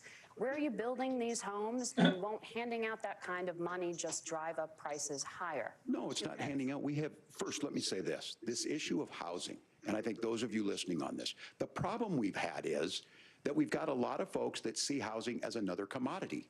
It can be bought up, it can be shifted, it can be moved around. Those are not folks living in those houses. Those of you listening tonight, that house is a big deal. I bought and owned one house in my life. My mom still lives in the house where I was. And when I think of a house, I'm thinking of Christmas services after midnight mass where you go with your family. We need to make it more affordable. I don't know. And one of the things, as I honestly said, don't know. This program that the vice president is It depends heavily on where you and live. bringing a new way of approaching this. There is are something plenty we're of doing in places Minnesota you can from go. that You can lead. just walk We into in a the state convention invested in or making a sure our Walmart housing and was leave the with biggest something. investment that we'd ever made in housing. It starts to make it easier. We cut some of the red tape. Local folks. I've never been to a place we can't like do it at that, the federal level, but local folks make could it I easier to find build one if those I homes. tried? And then that down payment assistance. I can tell all of you out there, one of the, certainly for me, using the GI Bill was one thing, but a veteran's home In loan, some places, the big thing yes. about a veteran's home loan is you don't have to pay the down payment. Those are things that make it there. Now, look, you're going to pay it back, and you're going to pay your mortgage. Those Literally are things just that we like know you're in the buying a long run, bag of the Doritos off the appreciated shelf. value, It the absolutely generational wealth exists that's in created from every it. state. And I will give Minneapolis an example. Minneapolis is the one city where we've seen the lowest inflation rates. We've seen a 12% increase in stock because we put some of these things in, and we're implementing a state program to make sure we give some of that down payment assistance. We get it back from people because here's what we know. People with stable housing end up with stable jobs. 100%. People with stable housing have their kids able to get to school. All of those things in the long run end up saving our money. And that's Again, the it's thing not that like I it's think we every should be able to store, find but some common ground in, but we can't blame There absolutely exist immigrants Walmarts for and the other only gun reason. That's not conventions the and case things that's of that happening in nature many where cities. The fact of the matter is just that we show don't have up, enough naturally affording fork over some money and affordable housing. walk but out we with can whatever the make hell sure you that want. the government's there to help kickstart it, create that create that base. And then you can take Governor, that your and time go is anywhere in up. the country you Senator feel like Vance, with it. as far as your campaign Some states position, allow you the even just to promise is carry to it seize visibly federal on your lands person to as you build walk homes, around. And remove regulation, provide tax breaks, and cut back on immigration, which you say pushes up prices. Where are you going to build all the new homes you're promising, and what part of any of this plan will provide immediate relief? You have 2 minutes. Well, it's probably easier to buy a gun than it is to buy like too much Sudafed immigrants for higher housing or prices, too much baby formula. That shit is locked up. For letting in millions of illegal Yeah, aliens gun into this shows are the country, biggest, and there you'll find drive plenty up of Nazi costs, memorabilia. 25 million illegal aliens competing with Americans for scarce Confederate homes is one memorabilia, of the most plenty of dirty significant guns, I'm sure, with no drivers of serial home prices numbers in the country. It's why we have massive increases in malfunctioning home mechanics prices that have happened right alongside massive increases in illegal alien populations under Kamala Harris's leadership. Now, Tim just mentioned a bunch of ideas.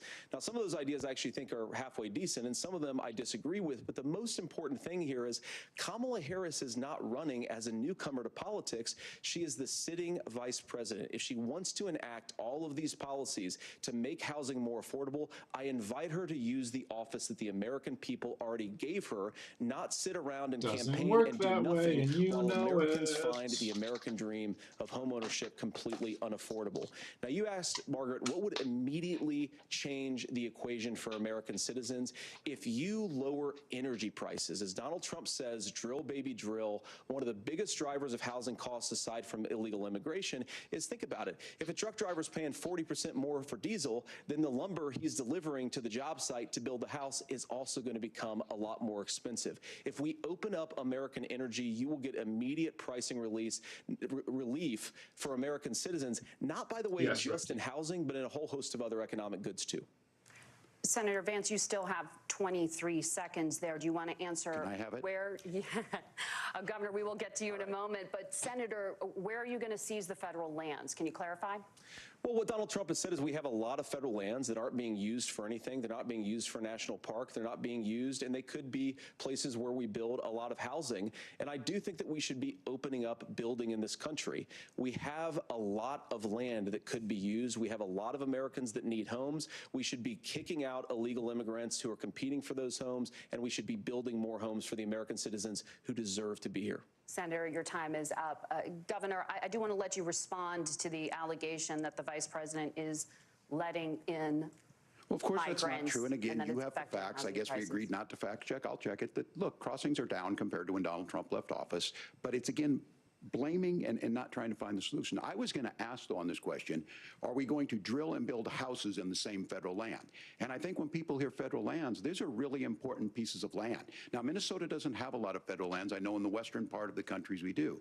There's not a lot of federal lands in and around Minneapolis, for example. So the issue is I don't understand the federal lands issue unless we see this, and I worry about this as someone who cares deeply about our national parks and our federal lands. Look, Minnesota, we protect these things. We've got about 20% of the world's fresh water. These lands protect. They're there for a reason. They belong to all of us. But again, this is when you view housing and you view these things as commodities. Like, there's a chance to make money here. Let's take this federal land and let's sell it to people for that. I think there's better ways to do this. We've seen it in Minnesota. We're able to refurbish some of these houses. We're able to make some investments. That gets people in. And I'm still on the fact on this. Economists, Senator Vance, you said you don't like the economists. Which economists are saying that it is immigrants that's adding to the cost? Governor, Where's your the study? time is up. But Senator, on that point, I'd like for you to clarify. There are many contributing factors to high housing costs. What evidence do you have that migrants are part of this problem? Well, there's a Federal Reserve study that we're happy to share after the debate. We'll put it up on social media, actually, that really drills down on the connection between increased levels of migration, especially illegal immigration, and higher housing prices. Now, of course, Margaret, that's not the entire driver of higher housing prices. It's also the regulatory regime of Kamala Harris. Look, we are a country of builders. We're a country of doers. We're a country of explorers. But we increasingly have a federal administration that makes it harder to develop our resources, makes it harder to build things, and wants to throw people in jail for not doing everything exactly as Kamala Harris says they have to do. And what that means is that you have a lot of people who would love to build homes who aren't able to build homes. I actually agree with Tim Walz. We should get out of this idea of housing as a commodity. But the thing that has most turned housing into a commodity is giving it away to millions upon millions of people who have no legal right to be here. What are the federal regulations? I deal with this as a governor. You can very quickly reply. I'm sorry. I get this as a governor, and I don't necessarily disagree with that in some cases, many of those are local, many of them are state. I don't know which ones are federal, but I think whenever we talk regulations, people think they can get rid of them. I think you want to be able to get out of your house in a fire. I think you want to make sure that it's fireproof and those types of things. So which are the regulations? Because the vice president's not responsible for those. Congress writes those. Governor, thank you. Gentlemen, we have a lot to get through. You're passionate about the housing crisis, I can tell. But Nora? Thank you. One of the top problems facing Americans is the high cost of health care. Senator Vance, at the last presidential debate, former President Trump was asked about replacing the Affordable Care Act. In response, he said, "I have concepts of a plan." Yeah, Since then, his Senator, plan was 2 you've weeks talked about away, changing 6 how years chronically ago. ill Americans get health insurance. Can you explain how that would work?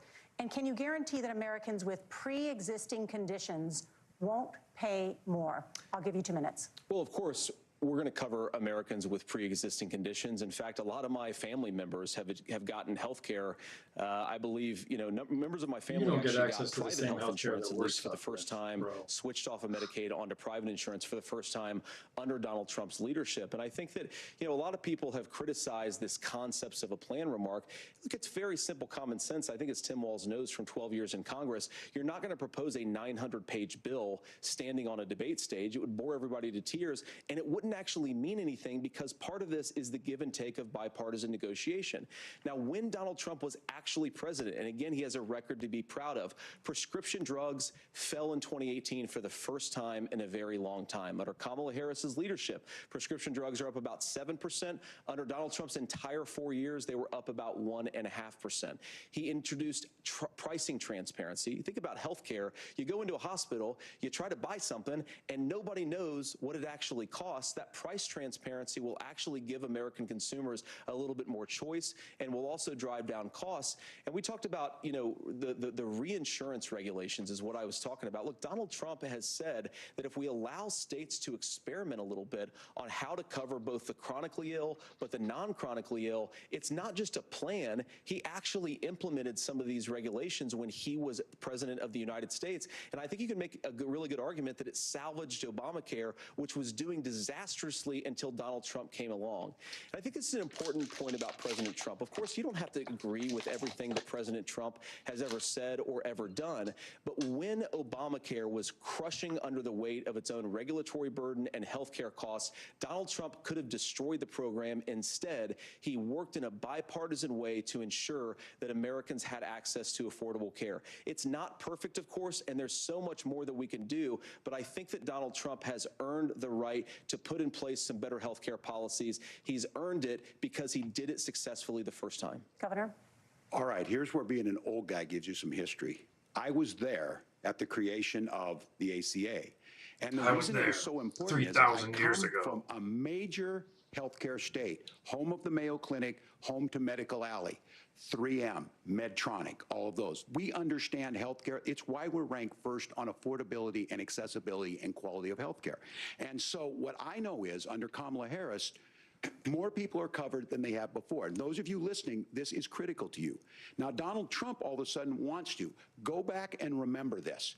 He ran on the first thing he was going to do on day one was to repeal Obamacare. On day one, he tried to sign an executive order to repeal the ACA. He signed on to a lawsuit to repeal the ACA, but lost at the Supreme Court. And he would have repealed the ACA had it not been for the courage of John McCain to save that bill. Now, fast forward, what that means to you is you lose your pre-existing conditions. If you're sitting at home and you got asthma, too bad. If you're a woman, probably not. Broke your foot during football, might kick you out. Your kids get kicked out when they're 26. Kamala Harris negotiated drug prices for the first time with Medicare. We have 10 drugs that will come online, the most common ones that'll be there. But look, this issue, and when Donald Trump said, I've got a concept of a plan, it cracked me up as a fourth grade teacher because my kids would have never given me that. But what Senator Vance just explained might be worse than a concept, because what he explained is pre-Obamacare. And I'll make this as simple as possible because I have done this for a long time. What they're saying is, if you're healthy, why should you be paying more?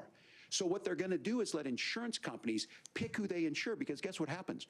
You pay your premium, it's not much. They figure they're not going to have to pay out to you. But those of you a little older, gray, got cancer, you're going to get kicked out of it. That's why the system didn't work. Kamala Harris will protect and enhance the ACA. Governor, thank Why don't you. we just Senator, get universal you have health not yet care, like explained literally how every you other protect developed nation in the people world? with pre-existing conditions, or laid out that Why don't we plan. just do that? Well, look, we currently have laws and regulations in place right now that protect people with pre-existing conditions. We want to keep those regulations in place, but we also want to make the health insurance marketplace function a little bit better.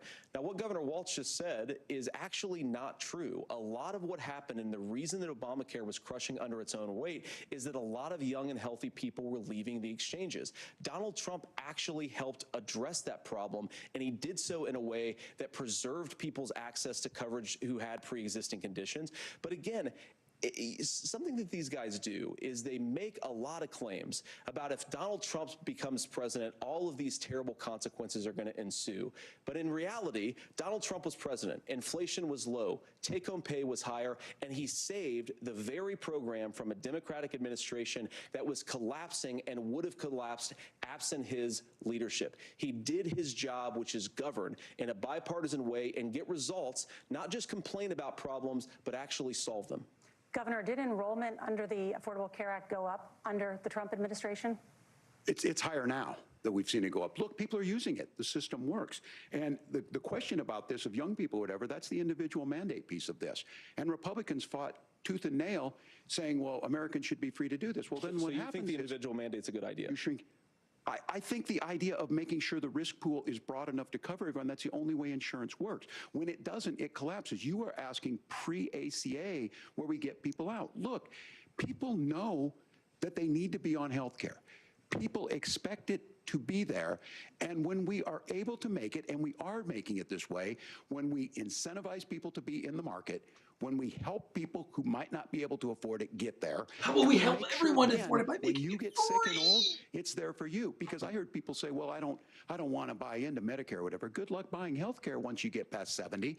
So Or look, ever. the ACA works. We can continue to do better. Kamala Harris did that. The way she made everything better was negotiating those My 10 health care drugs is on like Medicare for the 30% of first my time in check. American history. And then you still have to pay I apologize. We're 40% of the actual bills on top of it Let's talk about after families paying all that. in America.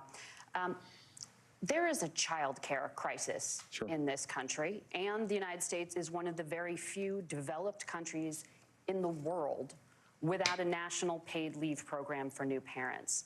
Governor Walz, It's all part you of the said same that thing. if Democrats win both the White House and Congress, this is a day one priority for you. How long should employers be required to pay workers while they are home taking care of their newborns? You have 2 minutes. Yeah, well, that's negotiable, This is a and good that's what question. Congress works. But here's what the deal is. Americans sitting out there right now, you may work for a big company. Look, we're home in Minnesota to some of the largest Fortune 500 companies. Kamala Harris knows that in California. Those companies provide paid family and medical leave. One is, I think they're moral and they think it's a good thing, but it also keeps their employees healthy. We in Minnesota passed a paid family and medical leave. You have a child, and I had to go back to work 5 days after my kids were born. This allows you to stay home Part a of that's certain 'cause amount of you're a time. male, What but- we know is that gets the child off to a better start. In the other family countries, works that doesn't better. matter. We stay in their employers. We get more consistency in that. So Kamala Harris has made it a priority. We implemented it in Minnesota, and we see growth. That's how you become a pro-business state. But the negotiations on it, and here's the issue. Those big companies are able to offer it. Those of you out there who don't have it, just imagine what happens if you get cancer or your child gets sick. We know I what do happens. not, Straub. You end up staying home. In some places, I wouldn't be against it, because you've got no protection on that. but This is the case of an economy I don't know, that Donald it's- Trump has set for the wealthiest amongst us. He's willing to give those I don't know. tax breaks to the wealthiest. He's willing to say, bust those unions up. If anything, I would just get like a What small we're saying handgun. is the economy works best when it works for all There of is a us. shooting And so range paid like 2 family miles medical from leave me. program, and I will tell you, go to the I mean, I families, enjoy go going the to target businesses and practice ask them. like once as a year. far as childcare on this, you have to take it at both the supply and the demand side. Old me You came can't in, expect yes, the would most have said important that. people in our lives Absolutely. to take care of our children. Or maybe if we weren't parents watching like a to get serious paid the least amount of discussion, money. I would have And we had more of to a make it easier comedic for folks mindset. to be able to get into that business and then to make sure that folks are able to pay for that. We were able to do it in Minnesota, and I'm still telling you this. We were listed as the best state. We're still in crisis on this. A federal program of paid family and medical leave and help with this will enhance our workforce, enhance our families, and No, make it Strom, easier I to have have the thought children about that it. you want. Governor, your thought about time it. is up. Senator, do you I support don't a need national one paid though. So like, leave what's the program? point? And It if would just be so, something where I could for how long go should to employers target be practice mandated and like to use my pay own their device as employees opposed while to they are renting a home taking device. care of their newborn? You have Weapon 2 system. minutes. Yeah, well, first of all, Margaret, a number of my Republican colleagues and some Democrats too have But worked I on would this never issue. need I to think there actually is a use it, bipartisan and solution here because a heaven lot of us forbid care about somebody this else issue.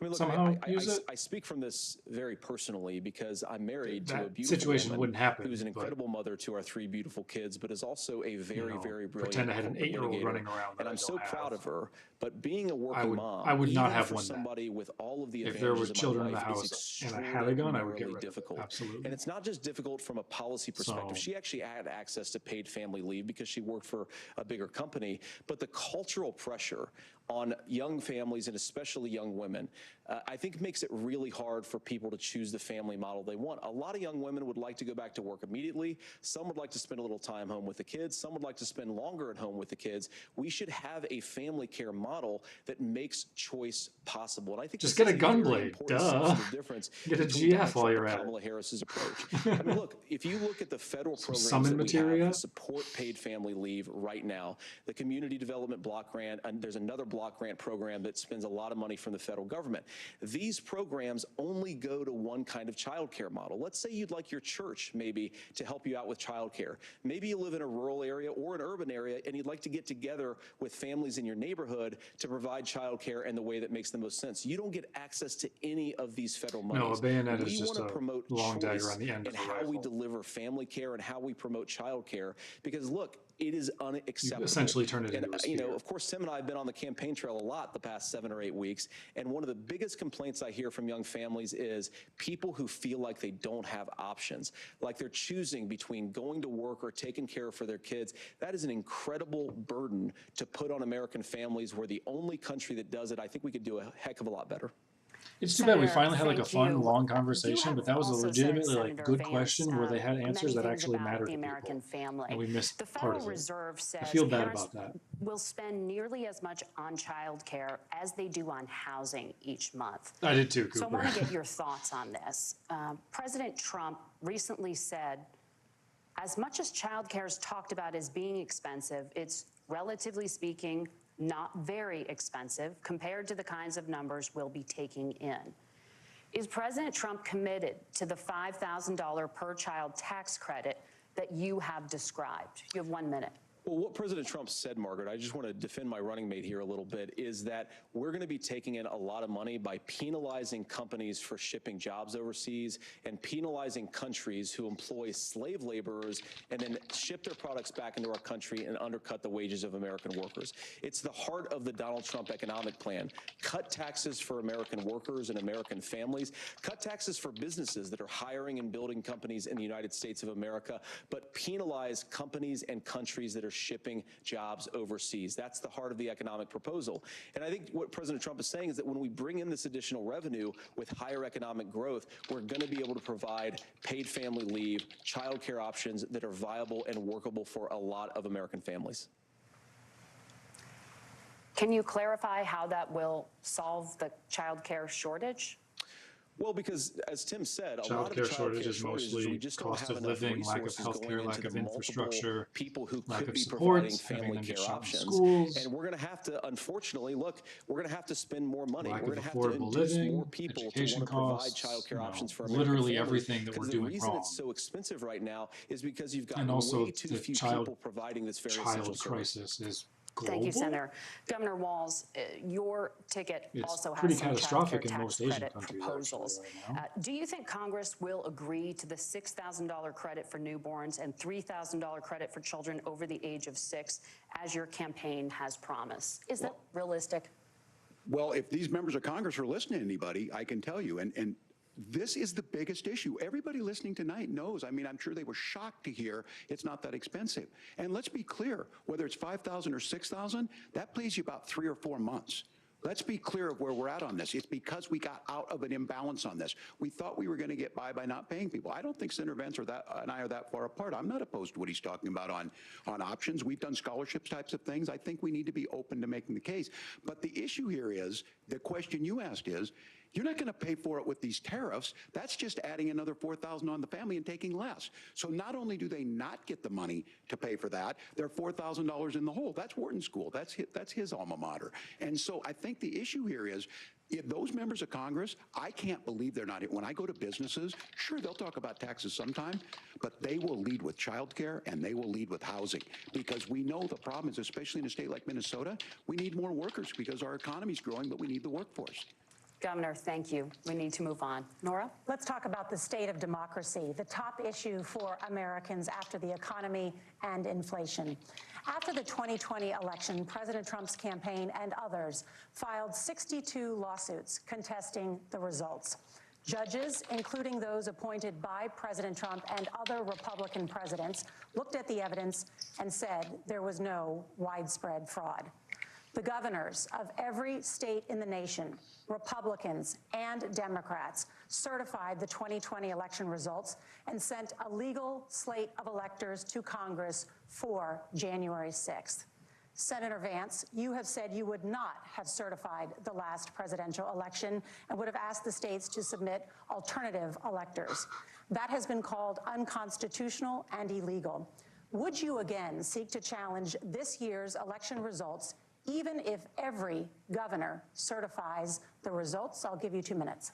Well, Nora, first of all, I think that we're focused on the future. We need to figure out how to solve the inflation crisis caused by Kamala Harris's policies, make housing affordable, make groceries affordable, and that's what we're focused on. But I want to answer your question because you did ask it.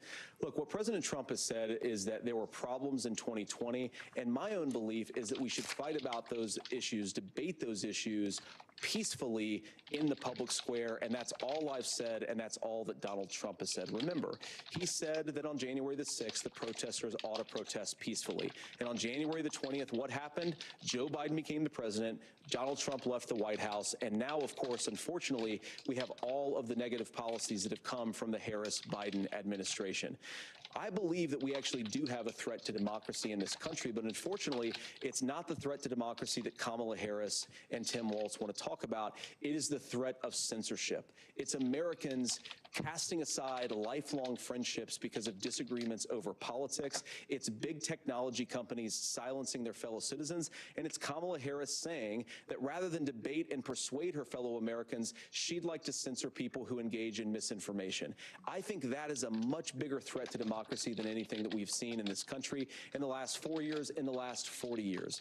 Now, I'm really proud, especially given that I was raised by 2 lifelong blue-collar Democrats, to have the endorsement of Bobby Kennedy Jr. and Tulsi Gabbard, lifelong leaders in the Democratic coalition. And of course, they don't agree with me and Donald Trump on every issue. We don't have to agree on every issue, but we're united behind a basic American First Amendment principle that we ought to debate our differences. We ought to argue about them. We ought to try to persuade our fellow Americans.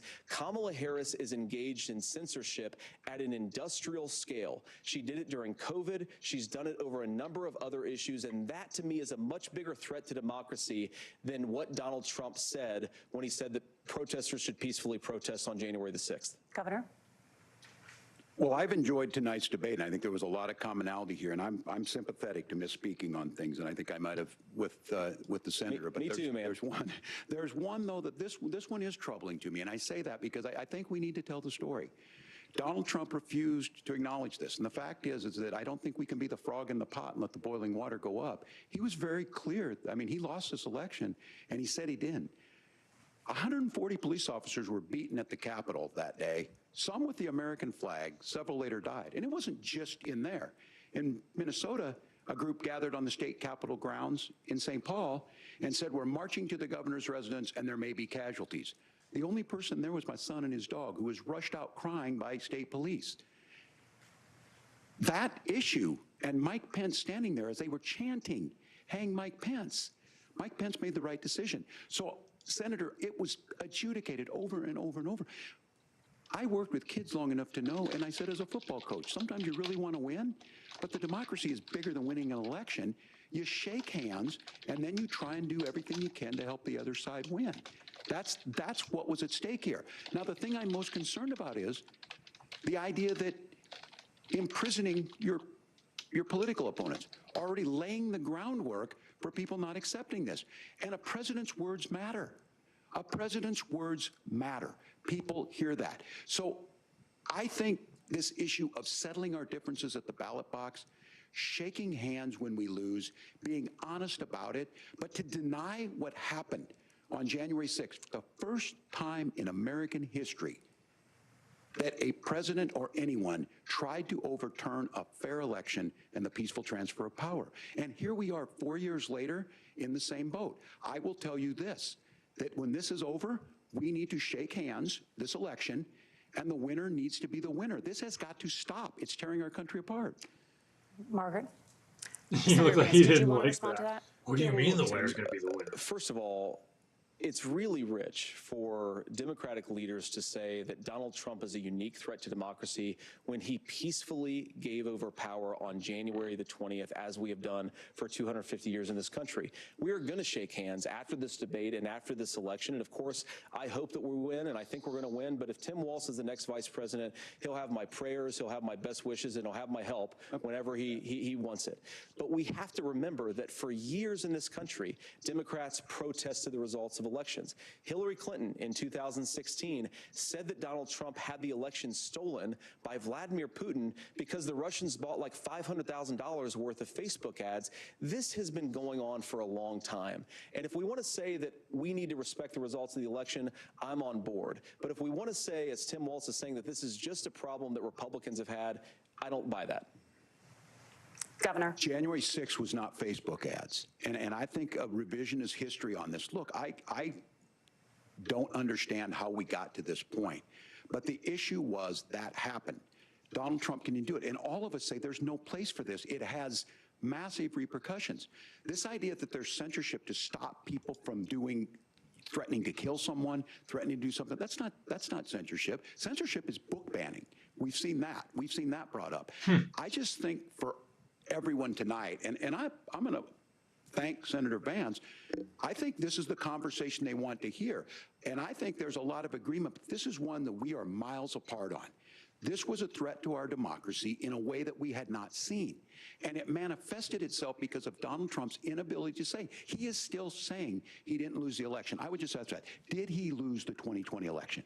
Tim, I'm focused on the future. Did Kamala Harris censor Americans from speaking their mind in the wake of the 2020 COVID situation? That is a damning non-answer. It's a damning non-answer for you to not talk about censorship. Obviously, Donald Trump and I think that there were problems in 2020. We've talked about it. I'm happy to talk about it further. But you guys attack us for not believing in democracy. The most sacred right under the United States democracy is the First Amendment. You yourself have said there's no First Amendment right to misinformation. Kamala Harris wants to use the power of government and big tech to silence people from speaking their minds. That is a threat to democracy that will long outlive this present political moment. I would like Democrats and Republicans to both reject censorship. Let's persuade one another. Let's argue about ideas, and then let's come together. Elon Musk make you say afterwards. this? You can't yell fire in a crowded theater. That's the test. That's the Supreme Court test. Tim, fire in a crowded theater. You guys wanted to kick people off of Facebook for saying that toddlers shouldn't wear masks. Senator, the governor does have the floor. Fire in a crowded theater. That is criticizing the policies of the government, which is the right of every American. Senator, the governor does have the floor for 1 minute to respond to you. Yeah, well, I don't run Facebook. What I do know is I see a candidate out there who refused, and now again, and this, I'm pretty shocked by this. Right. He lost the election. This is not a debate. It's not anything anywhere other than in Donald Trump's world. Because look, when Mike Pence made that decision to certify that election? They tried to That's why assassinate Mike him. Pence isn't on this stage. What I'm concerned about is, where is the firewall with Donald Trump? Where is the firewall if he knows he could do anything, including taking an election, and his vice president's not going to stand to it? That's what we're asking you, America. We will never you have another stand up? election again. Will you keep your oath of office, even if the president doesn't? And I think Kamala Harris would agree. She wouldn't have picked me if she didn't think I would do that, because of course that's what we would do. So, America, I think you've got a really clear choice on this election of who's going to honor that democracy and who's going to honor Donald Trump. Governor, your time is up. Thank you, gentlemen. We will be right back with both of our candidates. The CBS News vice presidential debate continues. These things are long, man.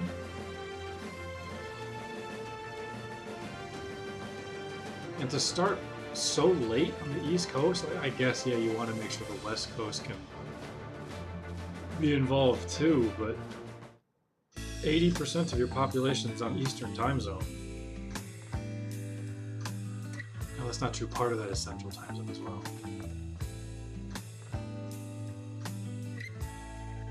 So it's probably 60% on Eastern time zone.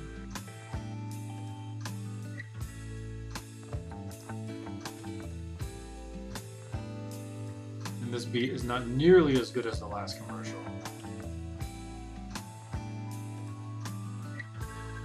Reminds me of Breath of Fire 3 for some reason.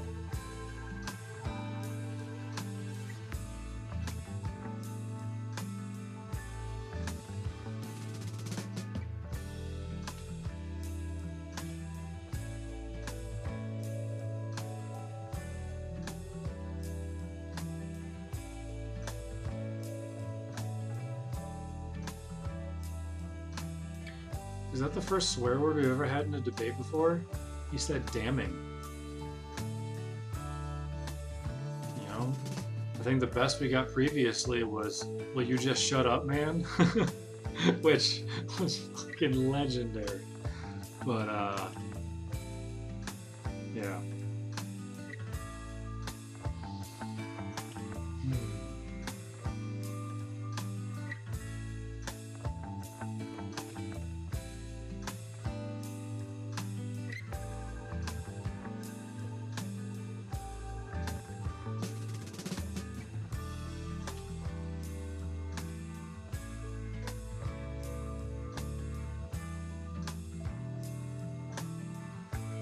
For sure. Absolutely.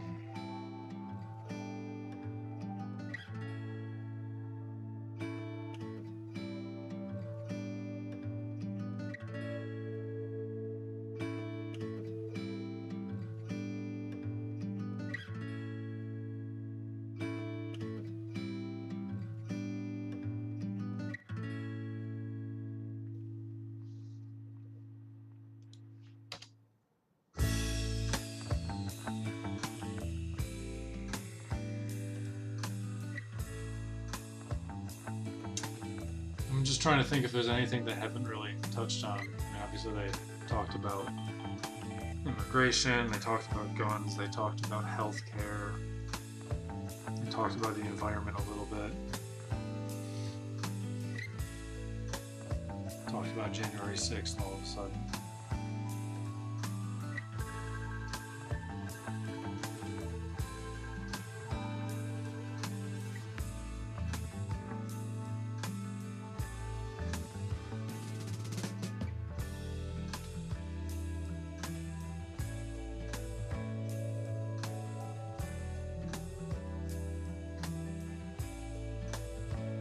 Oh yeah, man. Yeah, we streamed the other two debates as well. Those were a little bit more active. You know, we had some bingo cards going, had a good time. I was paying more attention at those times, and I was having more commentary and like responding to the statements that were made.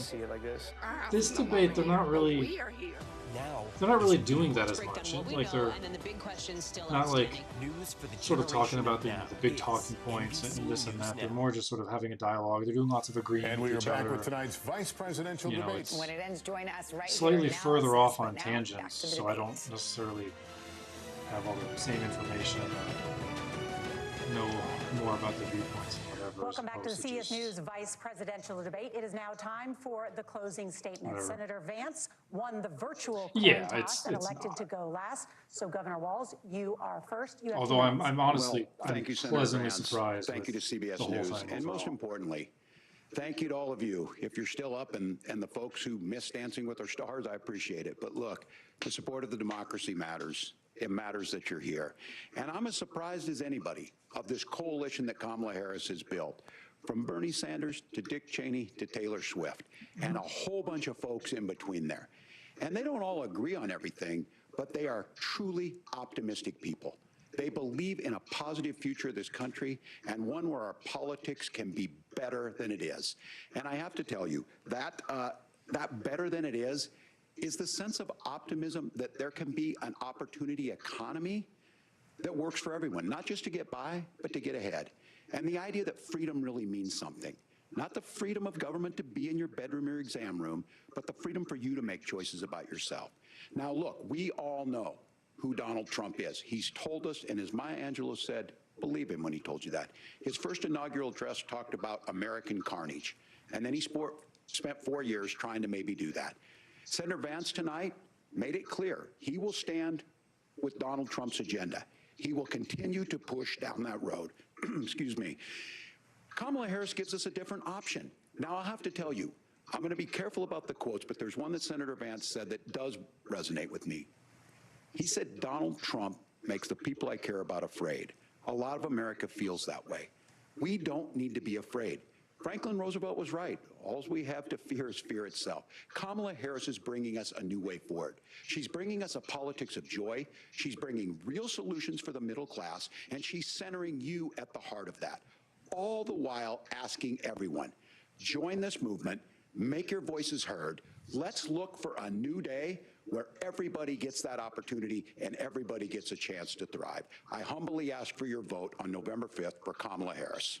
Governor Walz, Why did he get the thank first you. word Senator and he gets the Vance, first your closing statement? That should be Well, I wanna thank flip-flopped. Governor Walz, You don't start with the ball in you each half. folks at CBS, and of course the American people for tuning in. Getting this the last evening. word is so One of the important. issues we didn't talk about was energy. And I remember when I was being raised by my grandmother, when she didn't have enough money to turn on the heat some nights because Ohio gets pretty cold at night and because money was often very tight.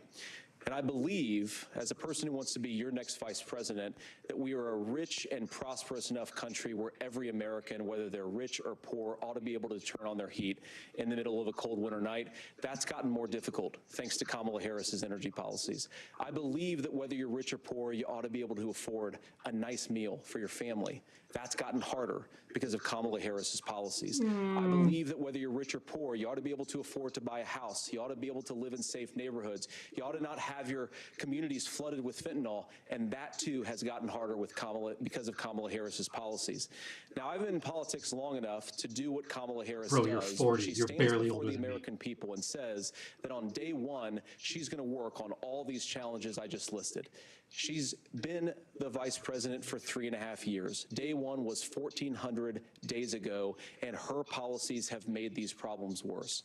Now, I believe that we have the most beautiful country in the world. I meet people on the campaign trail who can't afford food, but have the grace and generosity to ask me how I'm doing and to tell me they're praying for my family. What that has taught me is that we have the greatest country, the most beautiful country, the most incredible people Have you anywhere left in the our world. orders, But they're bro? not going to be able to achieve their full Have you been to dreams Banff, with the Canada? broken Have you leadership been to that we have in Scandinavia? Washington. They're not going to be able to live their American dream if we do the same thing that we've been doing for the last Have you been to 3.5 Thailand? years. We need change. We need a new direction. We need a president who has already done this once before and did it well. Please vote for Donald Trump. And whether you vote for me or vote for Tim Walz, I just want to say I'm so proud to be doing this, and I'm rooting for you. God bless you, and good night. Senator Vance, thank you. And thank you both for participating in the only vice presidential debate of this election cycle. I'm Margaret Brennan. And I'm Nora O'Donnell. And a reminder, there are just 35 days until Election Day. Please get out. 35 more days all of us until it's here all at CBS News. Thank you and good night. And the orange plague is gone for good.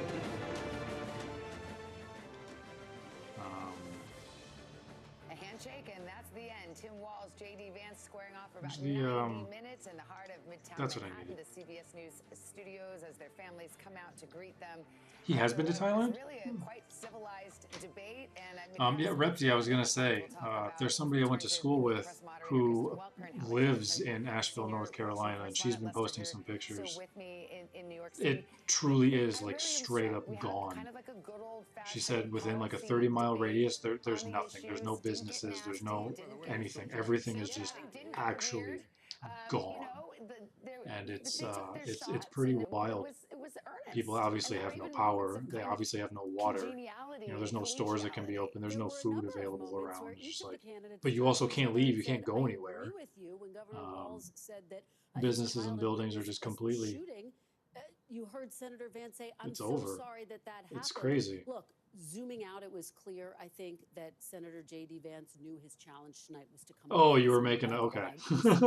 Text from Republicans and Democrats. No, was it 2018? I went to Thailand. He's coming off as Was it 2019? It must have been 2018. passionate, even on the issue of abortion. Maybe and economy, 2017? One Democrat said to me, and then 17 or 18. I think it was 2018. happened, which is that I had an Governor absolute Walz blast. Turned to Senator Vance Fantastic and said, place. Did Trump lose the 2020 election? Vance said, "I'm focused on the future." Walz said, "That's a damning answer." I do think He said that it's a answer, damning non-answer. Non-answer, and I do think that exchange and non-answer will in some ways loom very large over what Democrats and Republicans agree was a strong night for Senator Vance. Hallie, what was the most memorable moment for you? I think there were a few of them. I think the one that Kristen mentions is one of them. I think Who's that trying to get through the idea that door? The mics were We're gonna get not Cat muted at 2.0? one point and then muted, and Senator Vance taking exception to that. Governor Walz calling himself kind of a knucklehead when asked to speak about an instance in which he says he misspoke about China in an answer that was tough to follow there. I think overall, I was like you, Lester, watching the two of them interact at the end there because there was this sense of civility that we certainly did not see on that debate stage between the people at the top of the ticket here. What was also interesting here is the way that Senator Vance very specifically and repeatedly linked Kamala Harris to Tim Walz. Both of them seemed very clear that they know what this is about, right? This is about the principles. This isn't necessarily Even about at the end, they both said, vote for Kamala Harris. That's vote exactly for Donald right. Trump, And on the vote other for side, me. too. I mean, J.D. Vance said Kamala Harris's name 38 times. That is way more than Donald Trump Remember, ever said Kamala Harris's name. A lot of people don't really know who these two men are. Yeah, that's right. We talk about this being an introduction to America. You heard a lot of policy. You heard some substance there, too. So you probably have some level of takeaway if you ended up watching for the full 90 minutes. But I do think that as things move forward, I had one Democrat text me, listen, substantive, but also can't imagine this changes a whole lot in the race moving forward. And I think the biography is important. That's why you heard both of them pause at various moments throughout the night to reintroduce themselves to Americans, to explain where they had come from, the fact that they both have served in the military, and to try to really paint themselves. Yeah, they didn't really as talk people about who can military relate to much, moderates, to independents, to those suburban voters who are going to The closing moments, the closing arguments are always so interesting because that's the only thing they get to plan, rehearse, memorize if they want to. And they both struck a note of optimism about the future in the country. And with J.D. Vance, frankly, it was a stark contrast to what we hear from Donald Trump, who says this country is going to HE double toothpicks, you know. Double what? It's all terrible. You can say the word. Yeah, okay, hell, sorry. I didn't know if my kids were still awake. But, you know, it was interesting to see him strike that tone because it's in contrast to what we hear from Donald Trump every day. And he himself just over the weekend said, yeah, this is a dark speech. I know that I'm giving a dark speech. Trump did. Donald Trump did at a campaign rally. He This was is at. He croissant. understands that is the tone he's striking, and it was markedly different. All right, let's see what other folks are thinking about what we've just witnessed. Kate Snow has been talking to a group of voters in battleground Pennsylvania. Kate, what's the consensus? What are you hearing? Croissant, the big gray boy. Lester, it's really interesting. We've just been chatting since the debate ended. We are in Pennsylvania, right, guys? And we talked about how you feel the pressure that this is a swing area and that you could actually decide this election. So, Brian, let me start with you because you were really torn going in before Yeah, we the got debate. croissant, the gray cat. We've got omelet, the orange cat, and we've got French toast. You know, I feel like Walz probably hit it on the head a lot of times. It's probably 60-40. 60-40 for Harris? For Harris, yeah. I feel like Vance sort of danced around a lot of questions. You know, it's not really going to... The vice president debate is really not going to have any kind of meaning on how I vote. But as you sit here now, do you have more certainty about how you're going to vote, or not really? No, not really. No. But I do think that Walz sort of he was really for the people, right? And Vance did a lot of deflecting, and a lot of he just really wasn't sure. He kind of danced around answers. So. Brandon, you said you felt like Vance was just saying the thing. What were your words? He was saying things that people wanted to hear? It sounded like he was saying... One guy was really good and one guy wasn't, but this doesn't change how I feel. More human. This does not necessarily align to what he said before, in my opinion. And you said that now you are feeling a little more certain about going with Harris. Am I reading that right? Yes. Now it's October 1st. I think it's irresponsible to have this much uncertainty coming out of either side. Vance did nothing. He did not answer the question for me. And he made a lot of 60-40. One guy was for the people. One guy didn't answer anything. This doesn't matter. It doesn't change anything. Claire, we were talking a lot afterwards about childcare. There's no way these people are because there was real. that whole section toward the end of the debate about childcare, and you're really involved in this as a member of the community here. You're a mom. You're involved in policy discussions. What was your take on that? Thanks, Kate, and thanks for NBC for having us. But I was really interested in just like, again, I feel like we're looking at two men telling like us what women are going to do, and I'm still not there. You know, I still feel like we need more representation. We need more of who I want to see. We need more people who can break down systemic differences that stop our government for either party being able to make effective policy. So after tonight, I still feel like a little unwary about exactly who I will be voting for, and if I will be voting at all. And if you will be voting at all. Oh, you know, I'm sure both sides, both of those I need more men representation. said, I'm not vote going to vote for if the you woman. can. I'm going to vote for Trump. John. I just want to add to that point, you know, Or again, not we at have all. two men discussing issues that are, you know, have to do with women's rights and whatnot. But let's not forget that the person at the top of the ticket for the Democrats is a woman, and she has a lot to say. And the other is a which maybe rapist that and a pedophile. will help. And we know that you support Harris. John, I know quickly you also said the economy, the economic plans that you heard tonight There's no way it cost came a lot in. more than you expected. There's Yeah, no I was way. surprised Undecided to hear voters the don't price number that exist, the man. school business attributed to Kamala's plan, but then when I heard that Trump's plan was 3 times that, I was pretty much shocked with that number. Rona, you were considering voting for Trump now? I didn't learn anything in this debate that kind of helped me reach a conclusion. I was really happy with both of their answers about Israel at the very beginning. But I had a crazy day today. I started this morning interviewing Aviva Siegel, former hostage whose husband, Keith Siegel, an American, is still held hostage in Gaza, along with another 6 Americans and I was over happy 100 both of them said, others. Israel, keep killing And, people, please. No one addressed that at all. No one addressed rising anti-Semitism on college campuses. I have more homework to do.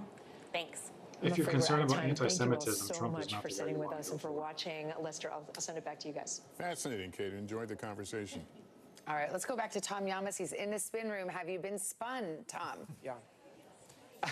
Well, I can tell you the spinning is just starting. The room is also starting to fill up now. I'm just looking over my shoulder to see who's here of the surrogates. We have I should say Senator Tom Cotton is here representing Anyway, Elise Stefanik, Governor I Pritzker definitely of expected Illinois, basically Senator nothing of Mark Vance, Kelly but and others. he actually It was sounds able like to we're also speak hearing our and, first sort of you know, post-debate strategies. The like he could Republicans stand are up on leaning into camera, that moment that Hallie was talking regardless about of what he earlier, said. I was where definitely Governor Walz was surprised. asked about his comments that were misleading he about his acted time like a human in being. China during the Tiananmen Square protests, I that he feel like called that's himself a something we haven't knucklehead seen and that he in a misspoke. Republican candidate in Republicans at are least going 12 very years. hard over that. Democrats, in turn, are saying that the lies that the Vance campaign and the Trump campaign say are nowhere in comparison to that. We're also hearing a bigger debate right now about immigration. Yeah, it sounds like it's- both that's sides are fighting rough. over immigration, what Vance said and what Walz said about their immigration plans, and who's to blame over the immigration crisis right now at the border No. and how it's changing. So Some I think people we're care sort of hitting super our hard first about salvos single in the issues, war and post-debate, some people and what we're care hearing here in the about spin room. I also whatever wanna they note think is we better do for see see a them Secret Service in personally. here, And which leads us to some believe that people care at least about one of the what's two better candidates for who debated everybody tonight overall, will enter the regardless spin of how room it affects and them. And hopefully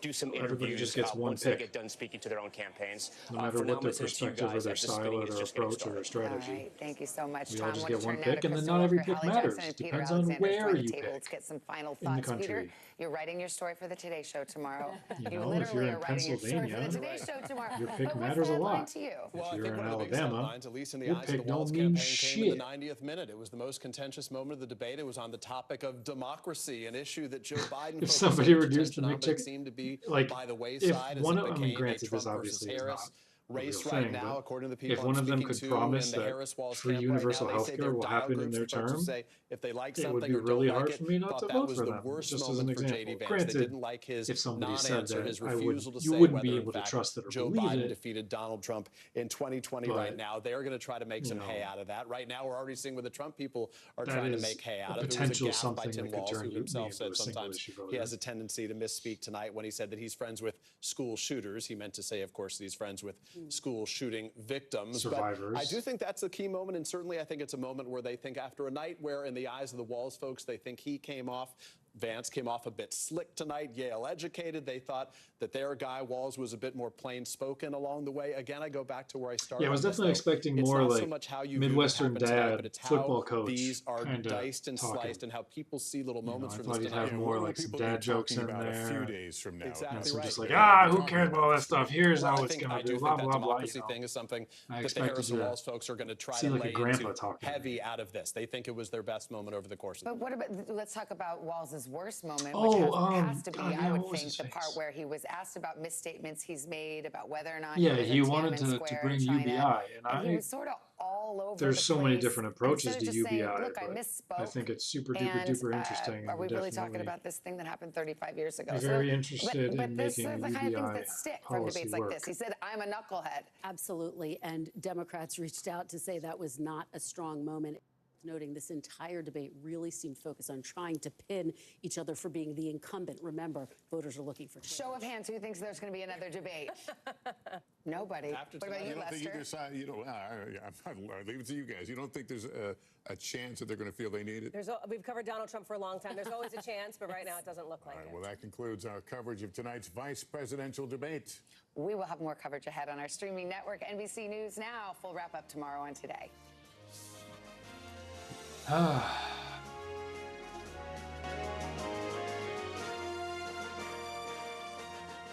Well. Hey, good evening. I'm Tom Llamas. Our coverage of the first and only vice presidential debate on NBC News Now is just getting started. My colleague Hallie Jackson will join me in just a moment. I'm live from the spin room in New York City, where we'll hear from some top advisors to both campaigns and from undecided battleground voters. The big question, were any minds changed tonight? Part of me wants to hear more of these undecided battleground voters, but also I don't want to lose any more brain The cells. unfolding situation in the Middle East, with Senator J.D. Vance defending former President Trump's approach to the region while he was president.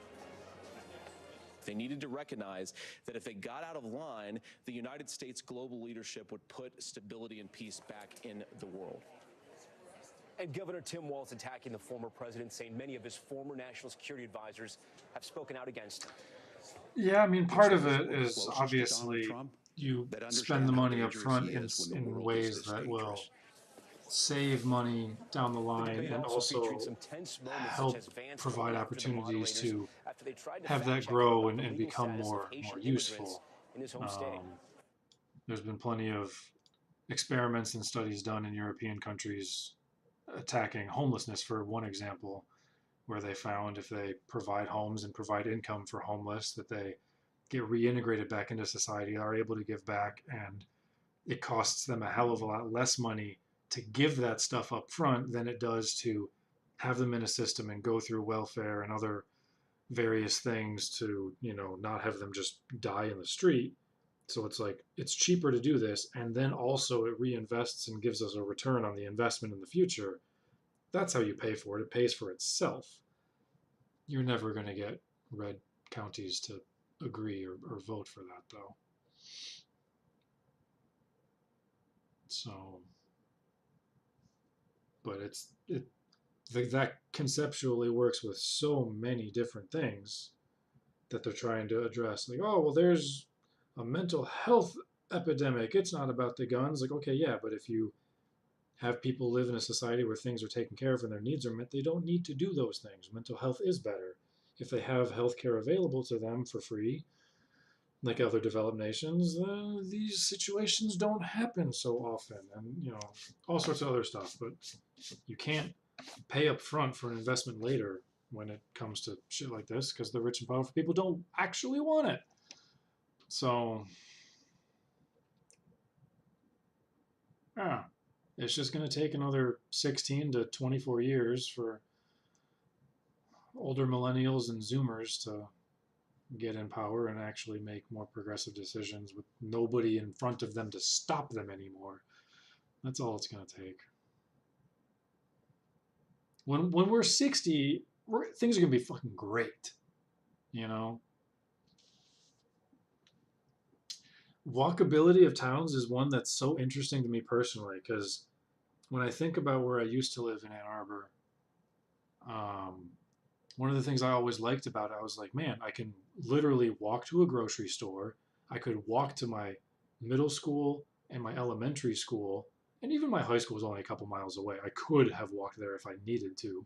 You know, there were like 3 local parks, 2 local pools near me, you know, plenty of food, plenty of businesses, all within, like, everything was within walking distance. And like, that was something I super liked. I'm like, hey, this is really cool. But it never really clicked until the last handful of years. I was like, oh, this is like a thing. This is like a big, you know, sort of concept and issue and all sorts of, you know, stuff.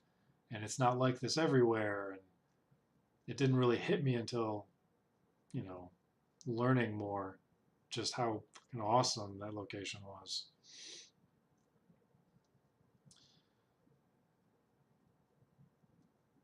That's another thing that I hate, Cayman. Everyone's like, oh, we can't, like guns, for example. Oh, we can't, there's no one thing we could do that'll just stop all these school shootings. There's no one thing. Okay, what? So there's not a one button solution. Why does that mean we can't make incremental solutions? You know, everyone's always looking for, or using the argument of there is no one button solution is why we shouldn't do something or do anything. Mostly just as a mask of, hey, I don't want enemy party to do well because then they're going to win and then I'm not going to win, as opposed to let's do good things for the sake of good. You know, like it's okay to make incremental improvements and changes. And then as things start to get better, we'll get more people on board and be like, oh, yeah, let's make more improvements because this is working out. You know,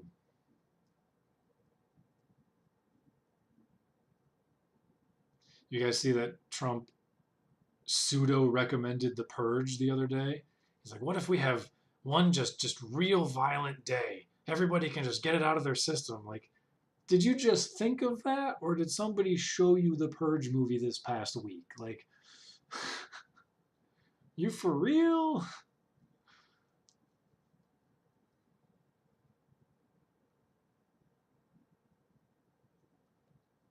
Yeah, being able to walk to shit, having public transportation, as opposed to everything is a 30-minute drive away and 50% of the space is parking lots. Like, bro, our society is designed for cars, not for people.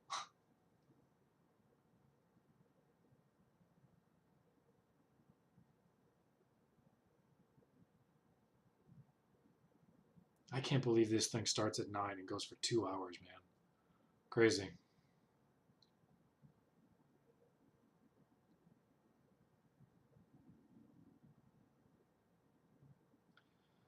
Yeah.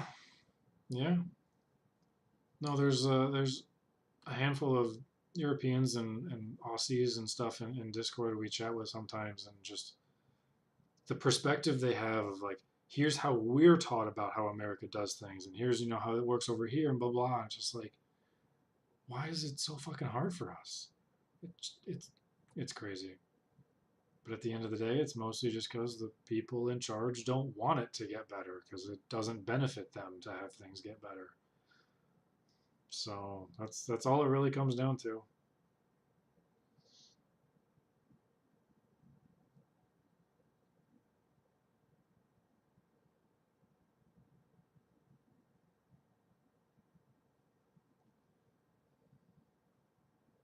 Or, you know, yeah, like Star Trek transporter pods. Like, that'd be sweet. Just fucking beam me over there. Just beam me over there. That'd be sweet. I'll do that.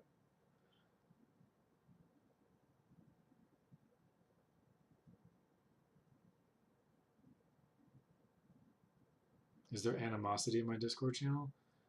Honestly, Discord these days is far more quiet than it used to be. It's mostly just like 8 people that chat, and then another 40 people that are just in there but not in there. You know, it's been on mute for 12 years and you know, whatever. But everybody's pretty much all on the same page there.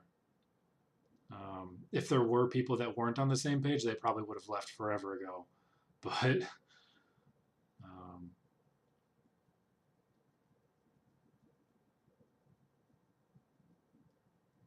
no, I would say everything's pretty much laid back and based. And pretty much everybody is all sort of in the same opinions. I mean, Repticrook will fucking go off sometimes and just really put you out of left field with weird ass shit, but you know, yeah, there's not really any trolling. There's no like arguments or fighting. Not that they haven't existed. I've definitely gone overboard and yelled at people 1 or 2 times. Cayman included for one of them. I mean, it has unfortunately happened. You know, yelled at Cote once in a Discord, yelled at Gubbs once in a Discord, and he hasn't spoken to me since, and he's gone now. So that fucking sucks. But no, not you. No, I referenced you for you doing. Oh, never mind. Yeah. We're about to get bombarded with Pikmin shit. I know it. At 2 in the morning. What have I done?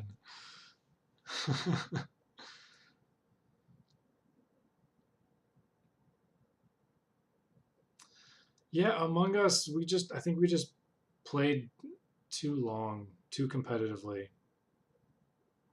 We all learned each other too much.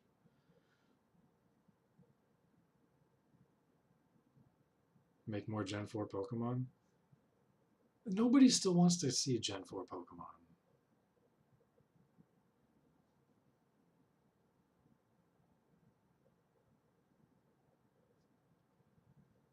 Yeah, I mean, God, it must have been maybe 2019 is when I fucking blew up at Cote and Gubbs and they left. At least Cote we were able to get back. Maybe, I think it was 2019. I think it was before all the 2020 stuff. Yeah, it was before the 2020 election, so it would have been 2019. It still feels bad. He was so funny. His impressions were amazing. I think he's a good dude overall, for sure.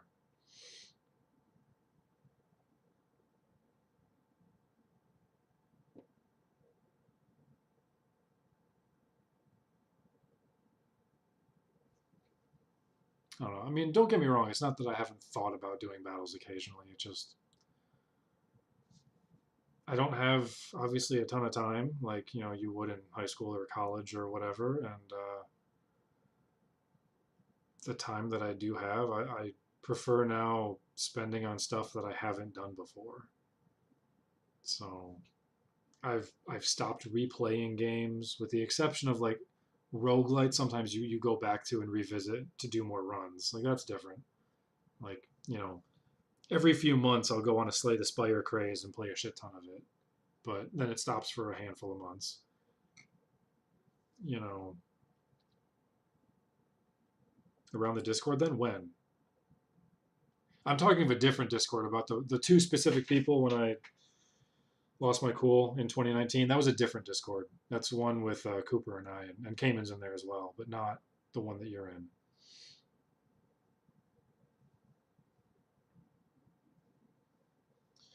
Yeah, I remember that too, Coop. I thought about it a lot, and then they did. And I've always wondered, like, what are his thoughts? How's it going over there in his world? Like, what's his experience been like since then in these last couple of years, and how are things looking currently? And you know, I don't know. There was one time, Coop, I want to say last year sometime, Andrew saw, what was it? Not an Etsy account, but like one of those like online sort of account things that was creating stuff. I forget if it was like creating icons or artwork, or if it was like patches or something, creating something artistic. And I want to say the name was like Gubs something, but it was spelled with an S and not a Z. We were both like, could this actually be Gubs? Because like he was talented as an artist. You know, he did have skills to be able to do that sort of thing. Like it seemed like it theoretically could have been him. So I was like, send him a message, man, and you know, see if it's Gubs. And he never responded. It probably wasn't, but that would have been the only, like if it was, it could have been a miracle if it was. And like, yo, come back. But yeah, no. The only beef, for lack of another word, that I had in our Discord was Among Us related. I blew up at Vix once. I blew up at Cayman once. There might have been a third time, but I don't remember. But there might have been a third time. But they were all just Among Us related. Pretty much it. No, not Secret Cool Kids Discord. Just the old Pokemon Zat Chat became a Discord. And then we made this one for streaming, but that was back in like 2014 when I was actually streaming a lot. And then when I actually started playing League, a bunch of people showed up for that, and like the Magic the Gathering online games, people were there for that. So it was very active for a while because of those games. And then I took like a 3-4 year break from streaming. And then because of lockdown, started streaming again. And it basically, like, there were still a lot of accounts that are logged in and muted, but haven't been back. So it's basically just like a different / new Discord for the last handful of years. But yeah, that was just TPX. And it's pretty much dead. I mean, there's very little stuff that goes on there, but every now and then there's like a funny comment or a meme that we share with each other, and so we hold on to it. You were the okay, Repti. I thought it might have been you, but I was like, I don't know for sure. So I don't think there were 4. So it would have just been you 3. I appreciate you guys not leaving. Oh, you know, did I do it at Vacus once also? I might have actually on Vacus one time too.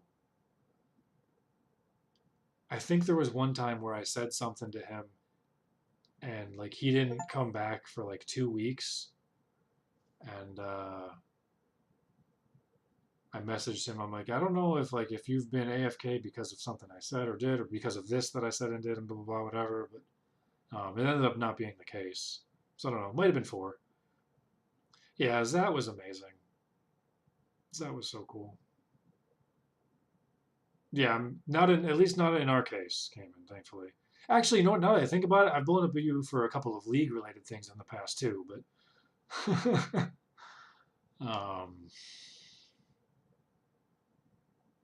yeah, you've endured more than everyone else. My bad, dude. Sometimes I just lose it.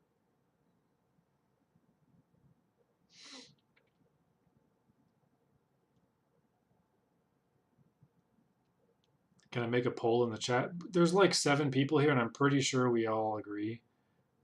At the very least, it would be like 7-2, you know, if someone's like stealth there. In terms of who won the debate, honestly, I almost always feel like the Republican wins the debate. Not that I agree with what they say, or that I think that they were right, or that I think that the words that they said are true or the correct way to go, or blah, blah, blah. I just feel like they tend to have more of like a presence, and they tend to stand up taller, and they talk bigger, and they talk louder, and it feels like they're doing more, like they've accomplished more, and that they won. That's how I almost always feel. But then, like, you know, you go back and you have a conversation. It's like, oh yeah, these things were said, and oh yeah, those things were said. It's like, oh my God, like those didn't even click with me. I was just kind of like listening to the words, and like nothing was sticking. And, you know, once you dive into it, it's like, oh my God, that was awful. But at that point, the moment is gone. The moment's passed. You know, everyone out there has already made their decision on how they feel. So That's all you need to do to win the debate is just have a presence and make people feel a type of way. And then even if it's the next day they change their mind, like they've already they answered it for themselves internally. So stop thinking. I'm not undecided at all. No, I never have been. I voted for Obama twice. I skipped in 2016, and then I voted for Biden in 2020. I was at one point debating if I was going to vote or not this year, but that's long gone now.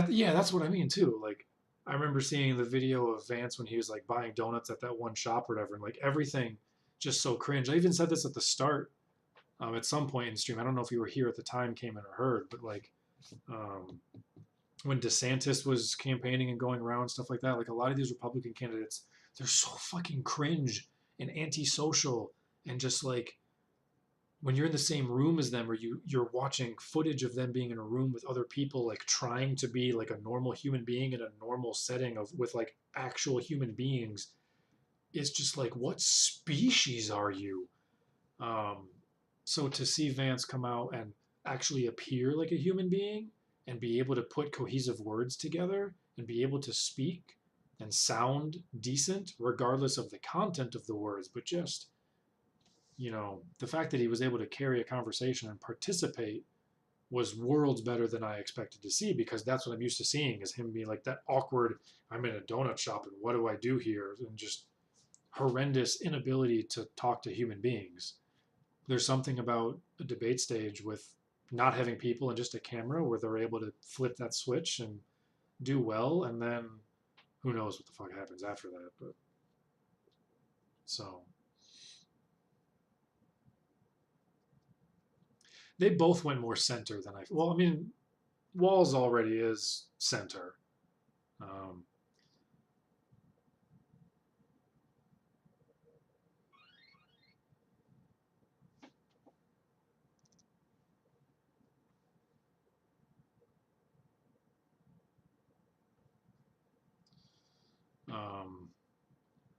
Like I mentioned, I don't know, like 10 minutes ago or whatever, 20 minutes ago, there's one guy in Discord, lives in Denmark, and he's like, we're taught that America has two right parties. Like, you guys don't have a left. You have a very right and you have a right. But it's true. Our left wing is very right, and I think part of that is when the civil rights movement, the parties sort of swapped. It wasn't necessarily like a swap. It was more a lot of one side sort of moved over to the other, but then in order for them to still be successful, they kind of had to like halfway merge, and then everybody's merging together. So it just took a giant swing to one way, and then the other side just went even further. I've seen an example once where it's like our political system is like a ratchet wrench. It can turn one way, and so it goes a little bit more right, but then it doesn't turn the other way back. So it's always like, meet me in the middle. One side takes a step back and you meet in the middle. And then one side takes a step back and you meet in the middle. And one side takes a step back and you meet in the middle. And that's kind of what we do over here. Like we don't have a left. I remember when, what was the UK dude? The British Trump, whatever his fat ugly face was. God, I forget his name now. But I remember reading something when Bernie Sanders was still trying to run, and they were doing comparisons of that guy's policy. That dude, the British, what's his face? God, I can't fucking remember his name. I can picture his stupid face though. But his healthcare policy was actually more left-wing than Bernie Sanders, who's considered our like super hardcore radical socialist guy. Just like, yes, Boris Johnson. His healthcare plan is more left-wing than Bernie Sanders. Just like, America, we don't have a left. We don't. So I think that's why there's so many people that are disenfranchised. And it's going to take another 12 to 20 years before we actually finally get to move left. So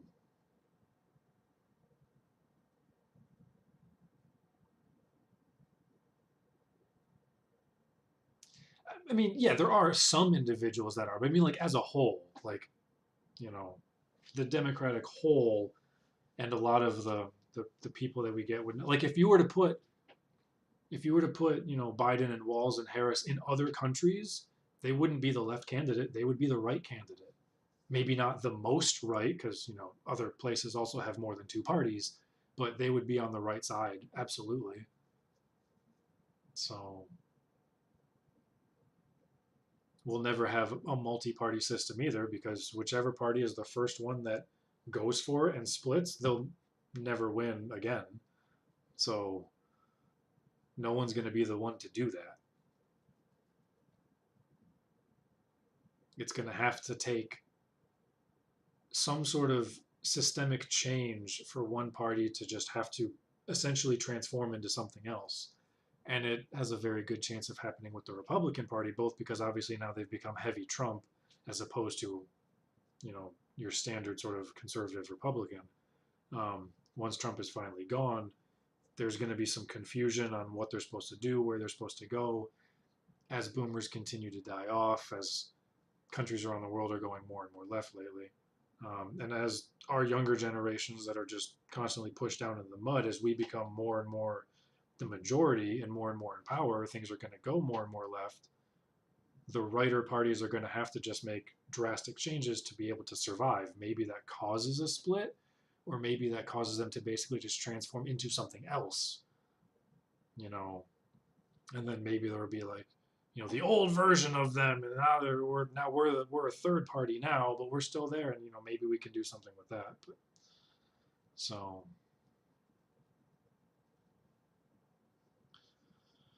yeah, I mean, every country obviously has problems, but I would say for the most part, at least most of the developed nations try to do things that are beneficial for people, whereas we just straight up don't. We just straight up don't. So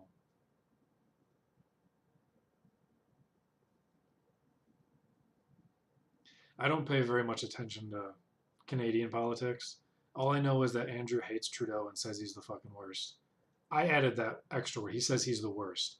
And I was like, you want Trump? And he's like, no. I'm like, okay, so he's not the worst, but that's all I know. That's it. That is the extent of my Canadian politics knowledge. I know they have multiple parties, but it's mostly just a couple. And then apparently Trudeau is awful. That's it.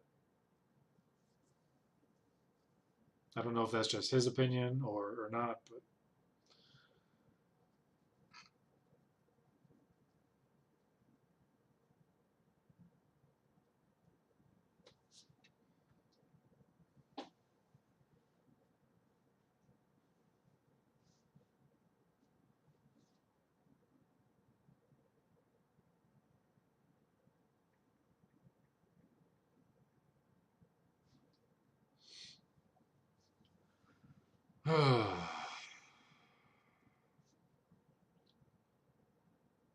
it's true.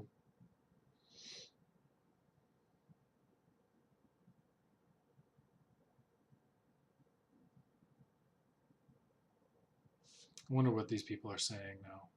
Families where a woman has died or bled out in the parking lot. No, your heart's not with someone if your policies are heartless. And that is the problem with their position on abortion. Be honest with me here. What's keeping you up at night about this election? And I asked you that because the race is razor tight. But when we look at the polls in the battleground states, Harris has an advantage, might be maybe half a point. In other states, maybe 2. Trump is on top. But if that is the case, we know that Trump voters are underpolled. It's happened in 2016 and 2020. Are you worried that Trump may have the advantage right now? Does that keep you up at night? I just don't see that. I see after Joe Biden made the selfless decision to get out of the race, you saw a dramatic change in some of those swing states where Democrats were behind. Kamala Harris united our party, brought in Republicans to speak at the convention. She's got Dick Cheney supporting her, Liz Cheney supporting her. Jeff Flake just announced he's supporting her, the former senator from Arizona, Republican senator, Jimmy McCain. I mean, you just go through the numbers here. So part of the problem with these debates is that nobody she is pulling ahead. Nobody who still legitimately doesn't know what they're doing or wants to make a decision or like is trying to learn watches any of the extra stuff, no matter or who wins. you know, So I've also, tries to when I listen hear J.D. objectively and Vance try to improve out there upon their won't knowledge agree and to their certifying understanding an election and change in their minute whatever 90, their views, and I think about what we their went through on ideas. January 6th at The people 3:30 who in the need morning, walking over messages that broken don't glass listen to to messages. finally get that election, those What's up, results Legendary? certified. It was Mike Pence, me, and Roy Blunt. We're I wanna wrapping go things through up. that We're again, not going to and be I here want to too have a much president longer. that respects our I democracy. need to Unions take are a so shower and important go to across the bed and country, get ready especially for in your work. state, especially to the Democratic coalition. Are you worried at all about the I sports just- strike? I don't Anyone ever would really be want. I worried, never really because want to have not a strike. politically It's worried. always You're like, worried that well, you I want guess to I make have this to work. now. You want to make it work And for then it the drags economy on. work. And I know that President Biden, Vice President Harris, Secretary Buttigieg have been doing everything to try to bring the two sides together, and that's the right thing to do. Senator Klobuchar, thank you so much for joining us and answering all our questions. We appreciate it. Yeah, Hallie, I'm going to send it back to you in the studio in New York. All right, Tom, thank you very much. We've been talking about what voters think about what we all just watched over the That's course of the hilarious, last 90 Gamer. minutes. To find out, let's bring in our NBC Oh News my senior God. national correspondent Kate Snow, who watched that debate with voters, some of whom, Kate, have settled on who they want, some of whom are undecided, but all of them live in the That's so great funny. Commonwealth You're of being Pennsylvania, censored. You know, my home state, Kate. Talk me through what you're hearing from folks. That's right. Yeah, and they all live within the confines, right around Pittsburgh, and we're Try in it again. Pittsburgh right now. And I have to say, this is Allegheny County, Hallie, and you probably know this, but last election, there were 25 municipalities here where the vote was within 5%. So I mean, Repty, it is probably tight because of the word in bitch. this I think county. I And have you all like know that. a You all light feel auto that mod there's a lot of pressure on blocking these swear swing words. but- areas. To be clear, some of you had made up your minds going into the debate. We had two really very much pro-Harris. You were probably for Harris. You guys were you were more unsure. And then we had two people who were really considering Donald Trump, including Brian. And Brian, I want to go to you because it's been fascinating to get your read on what happened tonight. Because it seemed like you went in sort of wanting to like J.D. Vance and thinking about Trump. Yeah, so I really did. You're right about that. He just danced Cayman, around come a lot back. of questions, and I think I said earlier that you know, Walz was sort of like placating to the people, and Vance was just sort of dancing around questions. So, you know, my opinion on things really hasn't changed too much tonight, but You're drawn to Trump because of economic considerations. Definitely. That's the big thing for you. Yeah. But everything else, it seems like you're maybe drawn to Harris. yes, certainly. So very sort of socially liberal, I guess. I mean, I thought if you were going to say who won tonight, I would say that Tim Walz won.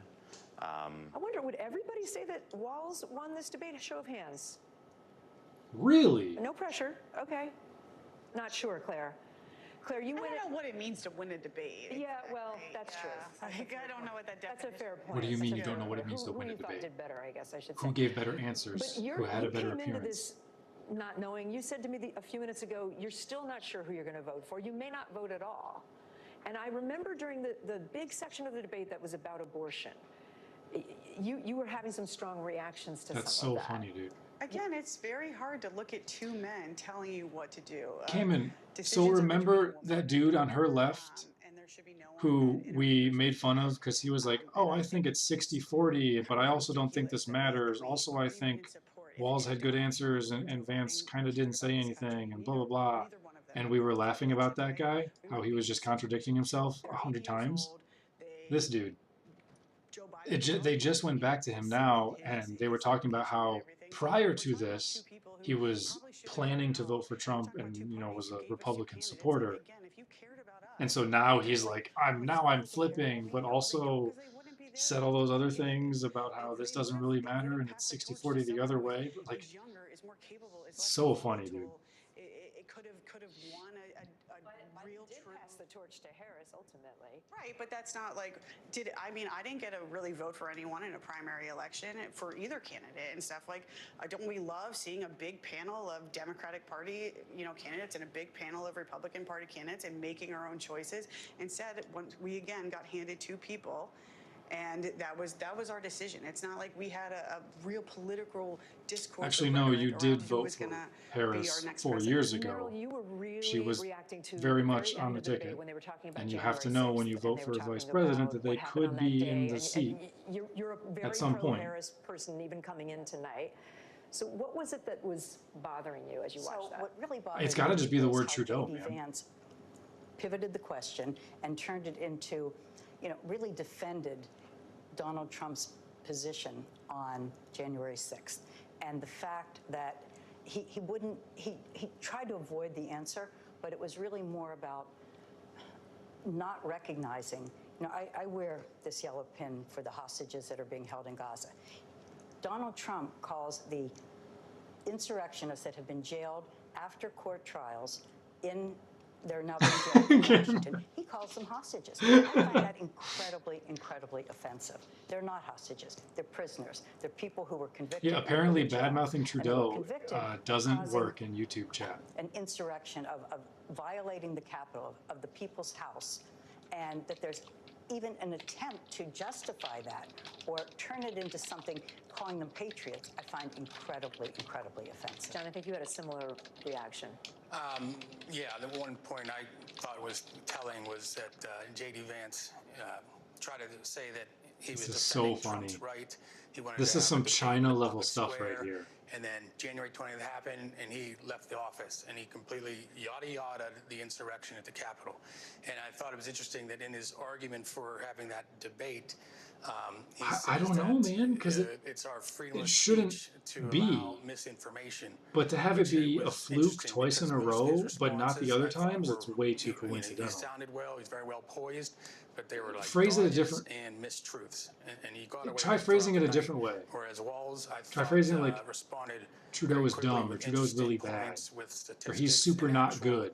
facts that See if it still supported stops those. his argument. Rona, I want to ask you, because on the issue of Israel and foreign policy, you were thinking about voting for Trump. You said a couple of weeks ago you were really strongly considering voting for Trump, and now you're not so sure. What did you not hear tonight? Was there something J.D. Vance could have said to make you go, yeah, that's what I'm doing? I mean, I think that if either of them would have made very, very clear statements about support for our strongest ally in the Middle East, support for Israel, about ending any kind of appeasement policy toward Iran or toward other Islamist regimes, toward ensuring that we are, well, he did say, I mean, Vance said peace through strength. I mean, obviously it's just like a slogan, but to the extent that that there is a party that would actually live that slogan, that's something that I find really, really valuable and something that I would be paying attention to. Getting the American hostages out, I mean, the reality is I don't know if Trump would have done a better job, but we have had a Biden administration, and there are American hostages, not just Israeli hostages. There are American hostages that are languishing in Gaza. There are Americans who have been killed in Gaza, and I don't think the administration is doing anywhere near enough to get them out. I should mention that both Rona and Merrill, you're part of the Jewish community here in Pittsburgh, which is a sizable community for the size of the city that it is. I want to turn to you, Brandon, because you were basically with She Harris. looks like the chick in But Jurassic now Park. You feel even more strongly that way, I think, if I'm reading you right, after the debate. And you were talking to me about immigration because you work with nonprofits who help immigrants, among other things, right? You work with a lot of different nonprofits in town. What did you hear on housing and the immigrants' effect on housing that you were talking to me about, how you didn't appreciate that? Well, number one, Vance akin immigration to the housing crisis. I feel which like is, polls, in my opinion, dishonest. they're useless that is nowadays. You not can't something trust that any of is, it. Prevalent to affect everybody across the board. What's happening here is he's putting more fear on this, and he's only talking about the southern border. And when I hear the southern border, obviously I hear the Latino community. So that's just more fear mongering. What we see is people trying to acquire equity. What we see is people trying to buy a home, people who are trying to avoid experiencing homelessness, and unfortunately, that's not directly linked to the immigration in the way that Vance is talking about it, because the illegal immigrants are not sitting in the C-suites denying home loans. They're not sitting in the C-suites denying these opportunities where people are trying to get equity, where people are trying to put their family in a safe environment, because I bet you Twitch wouldn't censor that stuff. It's just YouTube. Home, but it goes to being safe also. Brandon, thank you. Thank you to all of you for staying up really late tonight. Hallie, I have to say, this is a late night for everybody.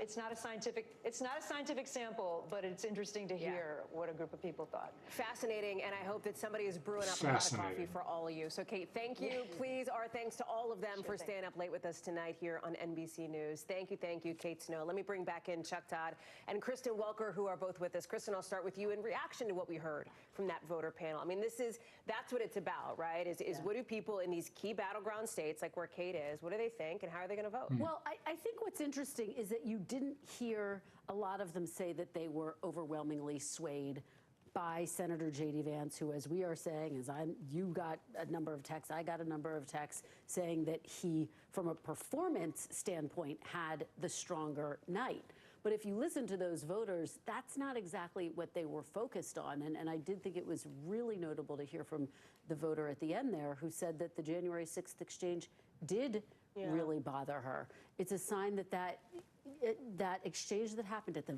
very end of the debate is resonating with some of those undecided voters. Could that help her to make her final decision? Oh, yeah, no, it showed up. It helped to push her a little bit toward the Harris-Walz camp. Yeah. Chuck, let me come to you because there's a phrase that you said at the beginning of our coverage here that is sticking with me, and it is polite word salad is something that you heard a lot of, right? Which I think is an interesting description. But there were some moments that went beyond that, into the territory of revisionist history when it came to some of the comments that Senator Vance made about January 6th, for example, and some of the comments on a topic that came up a lot, which is healthcare. Came up a lot, of course, with voters that we taled to, came up a lot on the debate stage there. It is with Senator Vance past suggesting that former 11:30 President Trump looked to salvage I think it's time to wrap things up. The opposite was true, of course. Repealing Obamacare, as you know, is a core plank the of next, the Trump well, not the administration next at the stream. time. How do you square that, Chuck? No, maybe. Well, and listening to the voters that were watching with Kate. What day is November? It's always a Tuesday, isn't it? November 5th? It's always a Tuesday, right? While I thought Vance. Well, I mean, if election day we is were always a assessing Tuesday. J.D. This year Vance it falls versus on Tim Walz, November we'd say 5th. J.D. Vance because it is a did better Tuesday, than Tim Walz. which is But another what if I told you archaic your thing from job way was back to in the make the day when case for people your would have to ticket or travel prosecute a case against the potentially other ticket. miles and And miles if and you miles to a scored the voting debate booth that way, because everything I'd was so argue rural Walz was and much more aggressive not in prosecuting a populated, case but you against weren't Trump. allowed to travel He on did the it very Sabbath, and effectively you on needed to healthcare, spend that Monday you're to bringing travel in your horse and buggy versus Vance, to a polling who location. seemed at times, So therefore, I you think, had to have the trying polls to on improve his Tuesday, own image, which is why that's a thing. was Crazy. Did not certainly attacked Harris at times. Yeah, and so maybe would do this maybe Tuesday odd, like, night well, I we'll think load Tim's up the serious stream. about this, but Sorry, I don't know if Harris November is, the right? 5th. You know, he would we'll shield load him up for stream this. and just sort of But I was monitor the struck progress of how things are going Look, down. I think that the Trump campaign has some work to the do 5th of November, to absolutely. reattach Biden's brand to Harris. I assumed Vance would be doing more of that tonight, and he didn't. Coincidence Walz this time. seemed to be more focused on improving Harris, right, rather than himself. So, and I think sometimes in these VP debates, and frankly all presidential debates, we all can get caught up in style. The voters are listening for specific, right? Every voter, you know, sort of, it doesn't do this for, they have a couple of issues they're listening for, right?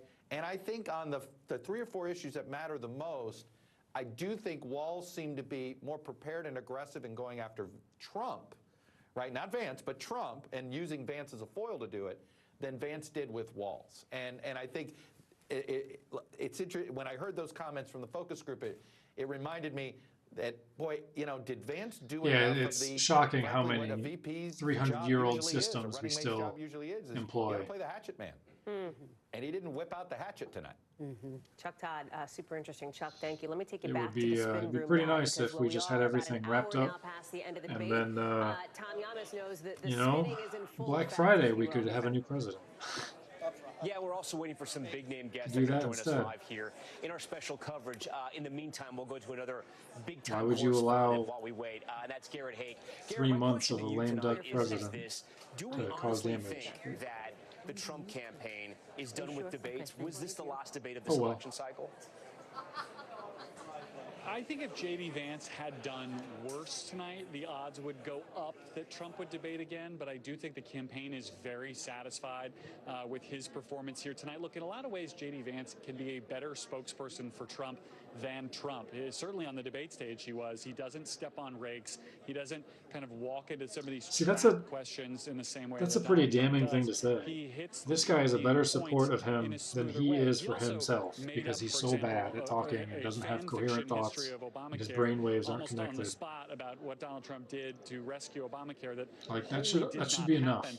The Trump campaign doesn't see that as a Like, negative. dude's They gonna think lose they the sort of popular win the vote for the argument on something third like time that. in a row. But I It's think just as like, long as Donald Trump feels and like you the still race think is it's a winning close, strategy as to long keep as he pushing this feels guy like out he's his here? own best spokesman, which he often Need does, to get rid of the the door electoral remains at least college. partially open to another debate. Yeah, Garrett, and what are you hearing from the Trump campaign as far as how Anyway, Vance did tonight? You mentioned time to earlier wrap they it were up. very happy. Were they surprised at the tone of the Yeah, debate? he didn't That actually. wasn't, the name calling. What was that? as The ugly as other Kiffness debates or we've seen whatever? in The dude who past? like takes animal sounds and makes cool beats out of them. I think no, I don't think they were I've particularly had that surprised by song that because I think it's clear that stuck in JD my Vance head. came in They're with eating that the as a dogs, strategy, they're that eating he the was going to cats, be a they're little eating the bit more pets of the understated people that tonight, live there. and And that he he like was going turned to, I it think, into a read the beat. room to a It's certain been extent literally in my head and for a not month. come, So fully annoying. gloves off for Because the last thing I want Tim is that Walz dude's when the voice in my situation head. didn't call for it. I think it might have looked excessive. We basically had two men on stage trying to out Midwestern nice You just each posted other all the at different chats. points Great, here. so you're But I spamming think my from the Trump Discord with campaign's Trudeau perspective, it was still garbage. effective for Vance. He was still able to go after Kamala Harris on the things that That's mattered. so And funny. then sort of go through or around Tim Walz. It was not nearly as much about Tim Walz, except for the exchanges about, that abortion bill. Yeah, because it was in never Minnesota, about for being example. old. Much more focused on the top of the ticket. It And was when that never person's about not on the that. stage with you, it can affect the tenor of the discussion, and I think we saw that tonight. He's got a cabinet, bro, There like definitely was a lot of niceness on that 44 stage. of All right, Garrett, we 48 or appreciate whatever all of your his reporting. previous With me now live, former President hired Trump's son and positions executive vice are president actively of the Trump saying don't Organization, put him Donald back Trump in. Jr. Don, great to have you here tonight. Thanks for being here. First question to you, Senator Vance is your guy. That's what you put out on Twitter today. How do you do? Oh, I do not want to I listen thought to it was that a guy. masterclass. No, we're not. All right, we're not listening to him. Goodbye. Get out of there. Oh, that's a different browser. My bad. All right.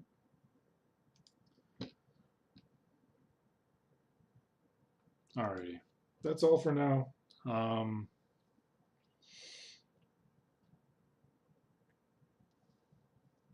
I don't know when or what we'll be streaming again. My schedule does change next week, so my shift will be 11 to 8, which is fucking absolutely dog water, horrendous.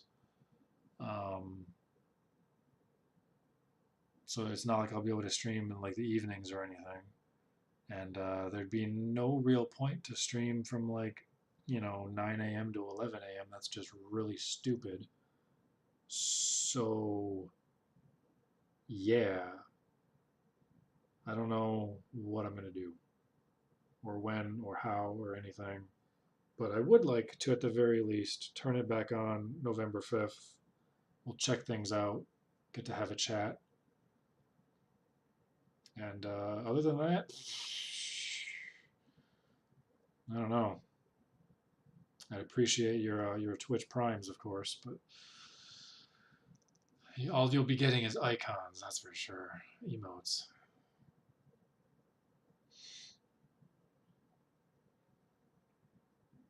Yeah, it's more of just the fact, like, I'm not going to want to get home at close to 9 p.m. I'll have to still eat dinner or whatever. And then what? Like, I'm not going to turn on a video game at 10 p.m. and stream then. Like, I'm going to take a shower and go to bed. Like, maybe I'll stay up on my own and play a little bit for a couple hours, but I wouldn't be streaming.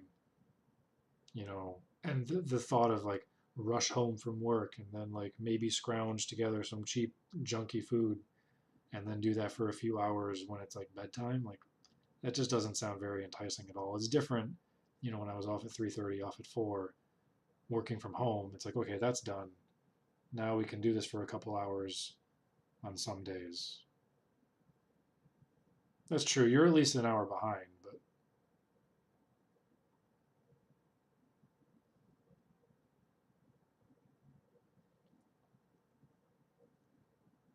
yeah, at this point, I feel like anybody who came in, they would have been long gone and disassociated from me by now.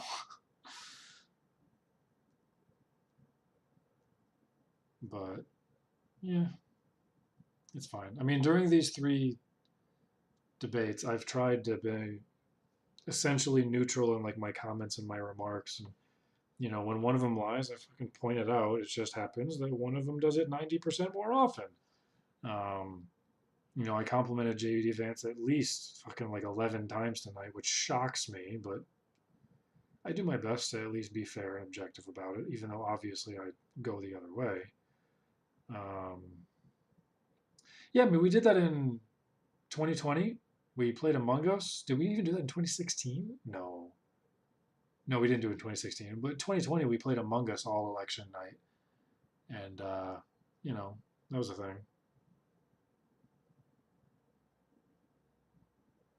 Oh, you can play Castlevania? Stream on YouTube, or probably YouTube, right? You're a YouTube streamer, I think. You don't go on Twitch. Honestly, I never check my YouTube anymore, unless I get an email of like, your video has a comment. I would check that, but I never look at subs or anything. Videos. But I'd totally be down to watch some of that for sure if I could. Yeah, that'd be sweet. I've been thinking of playing the Mega Man X games again. Because I've never played X2 or X3.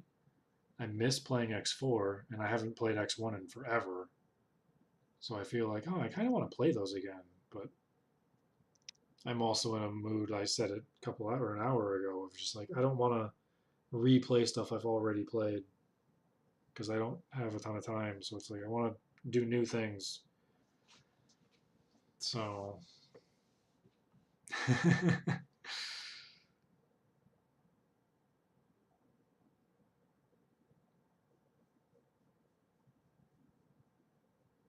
Cutscene percent. Hell yeah, man. There was a report I was doing at work where you had to basically manually select a million different things. And so obviously the best way to do it was to tab, copy, paste, but you had to tab twice to get to it. So it was tab, tab, paste, tab, tab, paste, tab, tab, paste. And so like, before I started, I'm like, okay, this is how I'm going to do it. And I'm thinking, I need to hit this. So I'm like sort of visualizing how I push the buttons. And then I just go through it, you know, basically make a little drum beat with all the tabbing and pasting. And once I started doing it, I realized this is exactly the same as how I do / cancel in Mega Man X4 speedruns. Because there's the two ways. There's the slash and the dash to cancel, and you alternate those. But then there's like two different walls in the game where you actually do attack, attack, dash, attack, attack, dash. And I was like, hold on a second. I'm literally just doing / cancel on this fucking spreadsheet at work. And it felt so funny. I'm like, I'm using speedrun strats at work. It just gold splitted this shit. It was so funny. I was like, I need to play that game again, man. I need to play that game again. And then I was like, I don't want to replay games all the time. But that, you know, it takes an hour, although it would probably take me 2 hours since I haven't played it forever.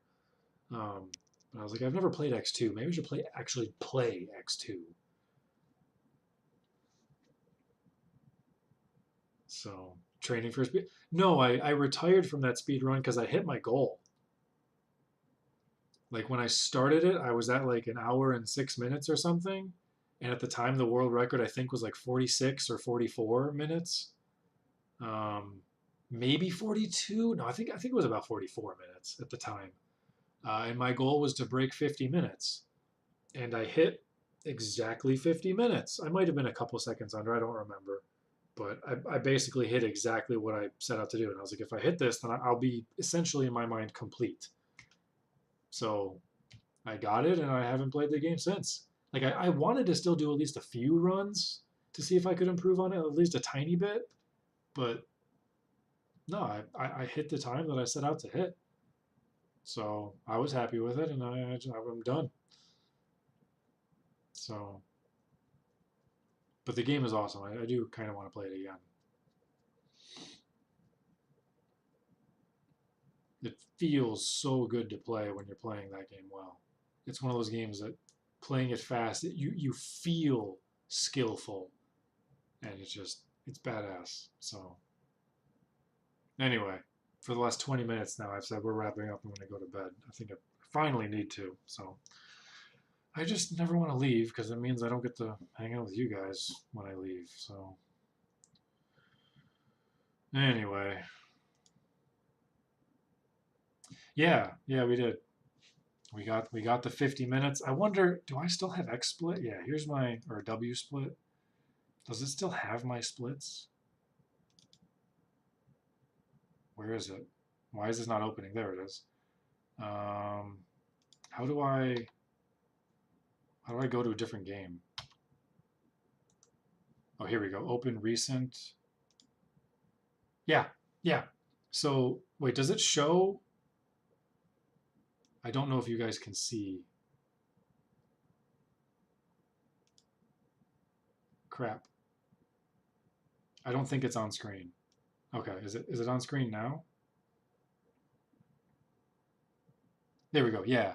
So 50 minutes and 29 seconds, but I do what I called cutscene percent, which is one of the most cringe and fun cutscenes in gaming history. I enjoyed watching it because it was just so something. So I included that, even though obviously like you're sitting there watching a cutscene go on during your speed run. The cutscene is literally a 30-second cutscene. So if I were to skip it, I would save 30 seconds. So by including it at 50 minutes, 29 seconds, that means I beat my goal by 1 second, technically. I beat the game in 50 minutes. I just have that 30-second cutscene that I watch that isn't part of the speed run that I do for fun. Yeah, the split names. What was the... was it page down? No, was it end? How do I move down? Oops. What are the... how about edit? There we go. Let's pull this up. Yeah, Sky is Falling, Legend of Dragoon. What was A/? Oh, Cyber Peacock. Oh my god. Species Clause was Split Mushroom. Don't Crash the Bike is a Caleb reference. The, what's his face? The Owl Dude. Get the Vacuum for Web Spider, because every time I see a spider, I literally get a vacuum to suck it up. He is the Walrus. What is that a reference from? That's a reference to something, but I don't remember what.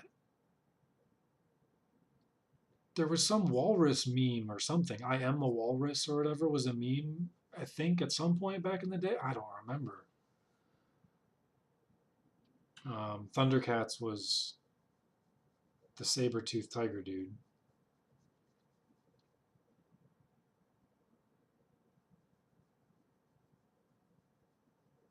RN General, which I did hear that there's a manipulation for General to give him the pattern, or to give you the pattern that you want extremely consistently. I don't know if I knew of that at the time and if I did it, or if I was just YOLOing General and just, I'm pretty sure I got the first pattern General in my run. I'm pretty sure.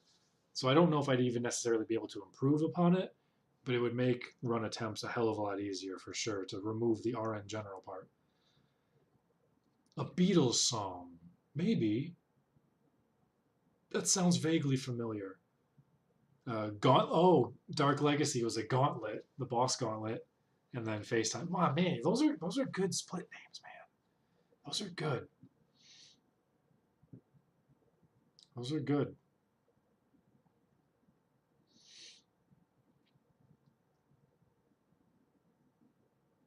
So, yeah, that game is fun, man. Game is fun.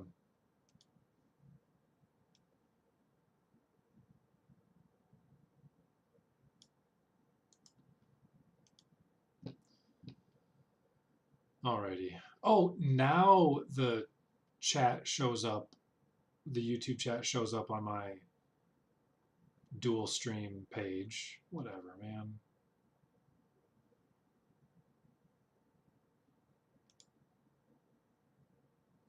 What does it say for a title on YouTube?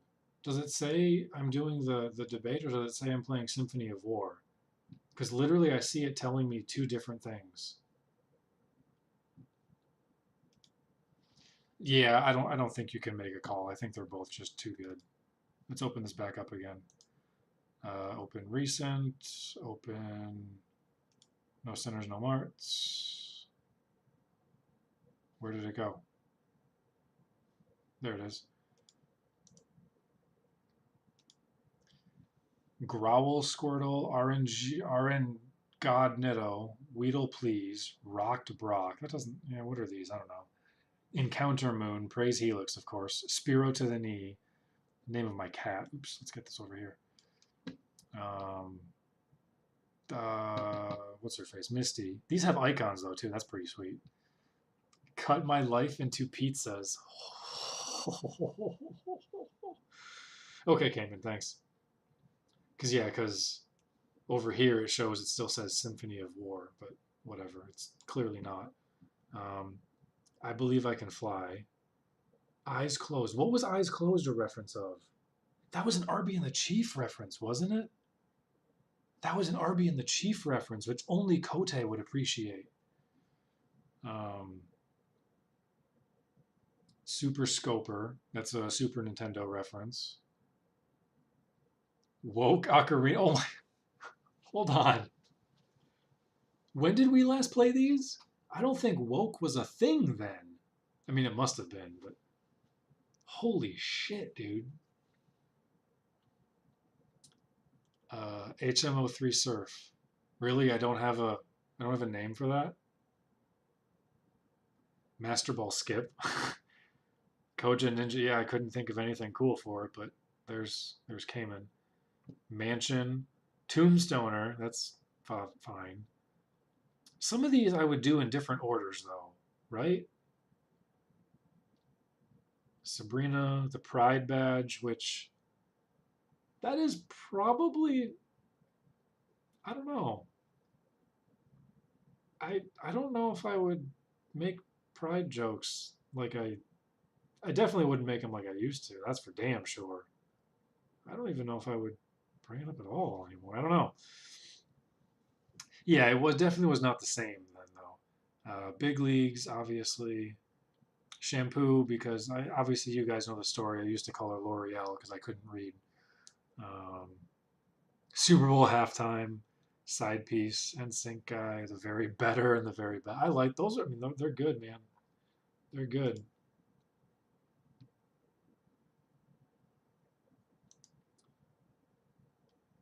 Why do I have two different versions of this, though? That one says 227.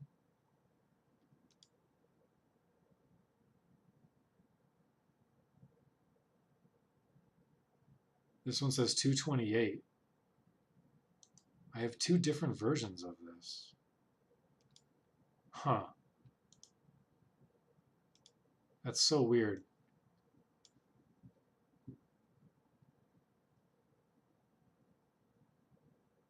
I wonder why I have different... Yeah, why are the times different?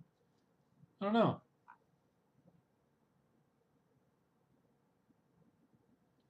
Oh, Thrash Cans is good.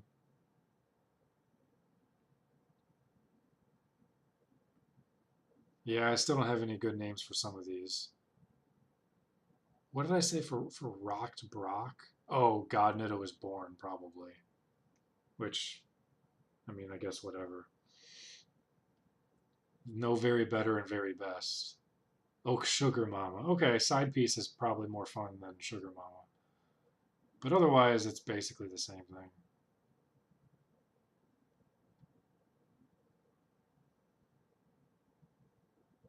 Oh, here we go. Yes. Okay, so this one has 660 attempts.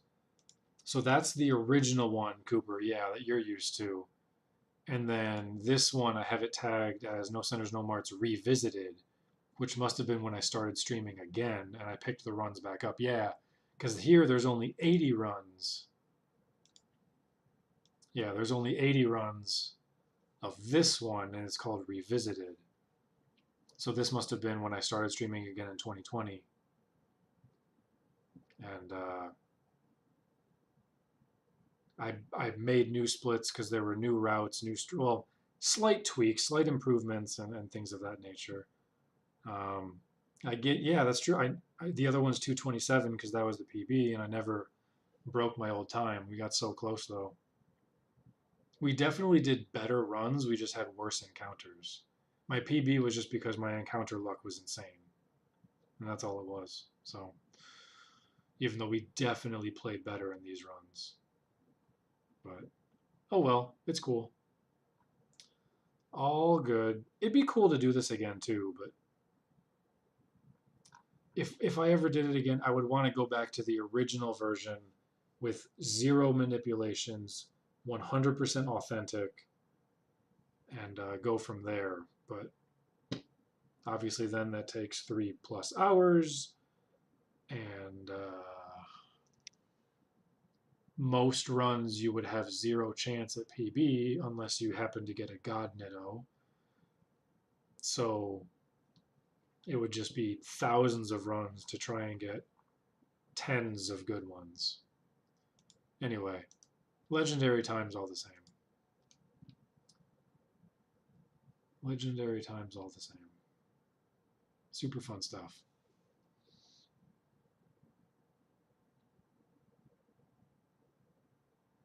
Yeah, I probably skipped an item or something. I was very surprised how I was never able to commit some parts to memory. And I don't know why. Like, obviously, the more you do something and the more you hammer it out, the more comfortable it gets and the more it just becomes automatic. But there were various parts in the middle where just no matter what I did, I never felt like I knew what I was doing. And I'm constantly checking notes and checking notes and checking notes. It's just like, why can't I remember where to walk?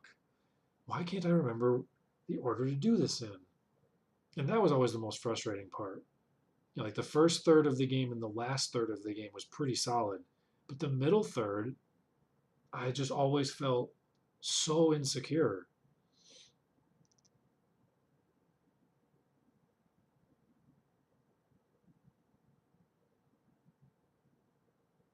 So something going terribly wrong. Like I might have gone out of order places. And then it's like, well, I wasn't supposed to be here yet. Like maybe it'll work out if I go back to the other place after this, but am I going to be strong enough? My stats going to work? Who knows? For sure, yeah. Having it all get figured out. I mean, I think the authentic run is far more fun than the world record attempt run. I feel like doing 0 manipulations. Like I understand the only reason we ever started doing any Nidoran manip was because the goal was to make it AGDQ possible. But you can't have a rule that says you're allowed this one manipulation but not other manipulations. It's all or nothing. So eventually the category went off over to other people and they found a bajillion manipulations that get rid of every encounter that you don't need and give you all the best, literally perfect Nidorans and all this other stuff. Manipulate the battles and this and that. And they took the time way down, but it's like that's not the run that we intended. That's not what we wanted when we made this run. We want this run to be authentic play. But I agree that it's wrong to say we want to do that, but then also manipulate for Nitto. So, and even then, we manipulated for Nitto, and then we even picked up manipulating for trash cans. It's like, okay, well now where? Now maybe I manipulate somewhere else. And it's like, well now there's too many. Like we shouldn't be doing these. So I think it'd be fun to do it the authentic way. You catch whatever Nidoran you catch. There's notes at various points of what his stats are, tell you what he's going to be, it tells you what safe strats and backup strats you have to do. And that is just so much more fun, and that takes so much more skill. And then obviously, you know, getting a God Nitto is that much more rare, that much more difficult to know what to cut out and, you know, how many corners to cut because you're not used to having the other stats and this and that. So, but that's, you know, the authentic play. That was the whole purpose, was to be able to do that. To which the goal for that was break 3 hours, and we did. We did break 3 hours eventually. I think it was like 255 or 252 authentically, and then we started putting in the manipulations to try and make it marathon possible if we ever wanted to go to AGDQ. And then I wanted to break 2:30, but we did break 2:30. 2:25 was what Andrew and I figured was essentially the perfect run. If you could break 2:25, that was, you couldn't ever hope or ask for better. It would have taken godlike RNG. So yeah, we were at like what, 2:27, 2:28. So we were real close. We were real close.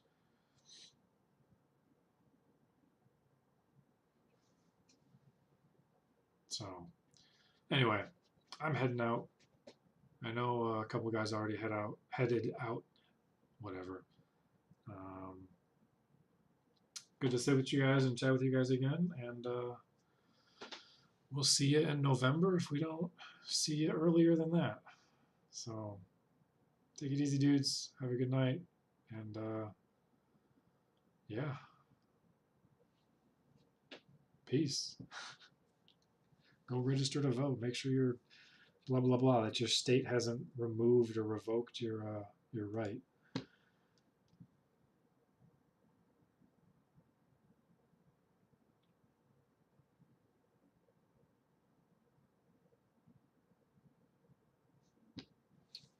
Peace. I wanted to use the D hat, or no, it was the CD. Oh, that at work on Teams, somebody was talking about headphones and CDs. I wanted to use the old Zat CD emote so bad. It was in my mind. I was like, man, it's killer good. Anyway, take it easy, everybody. We'll see you later. Peace.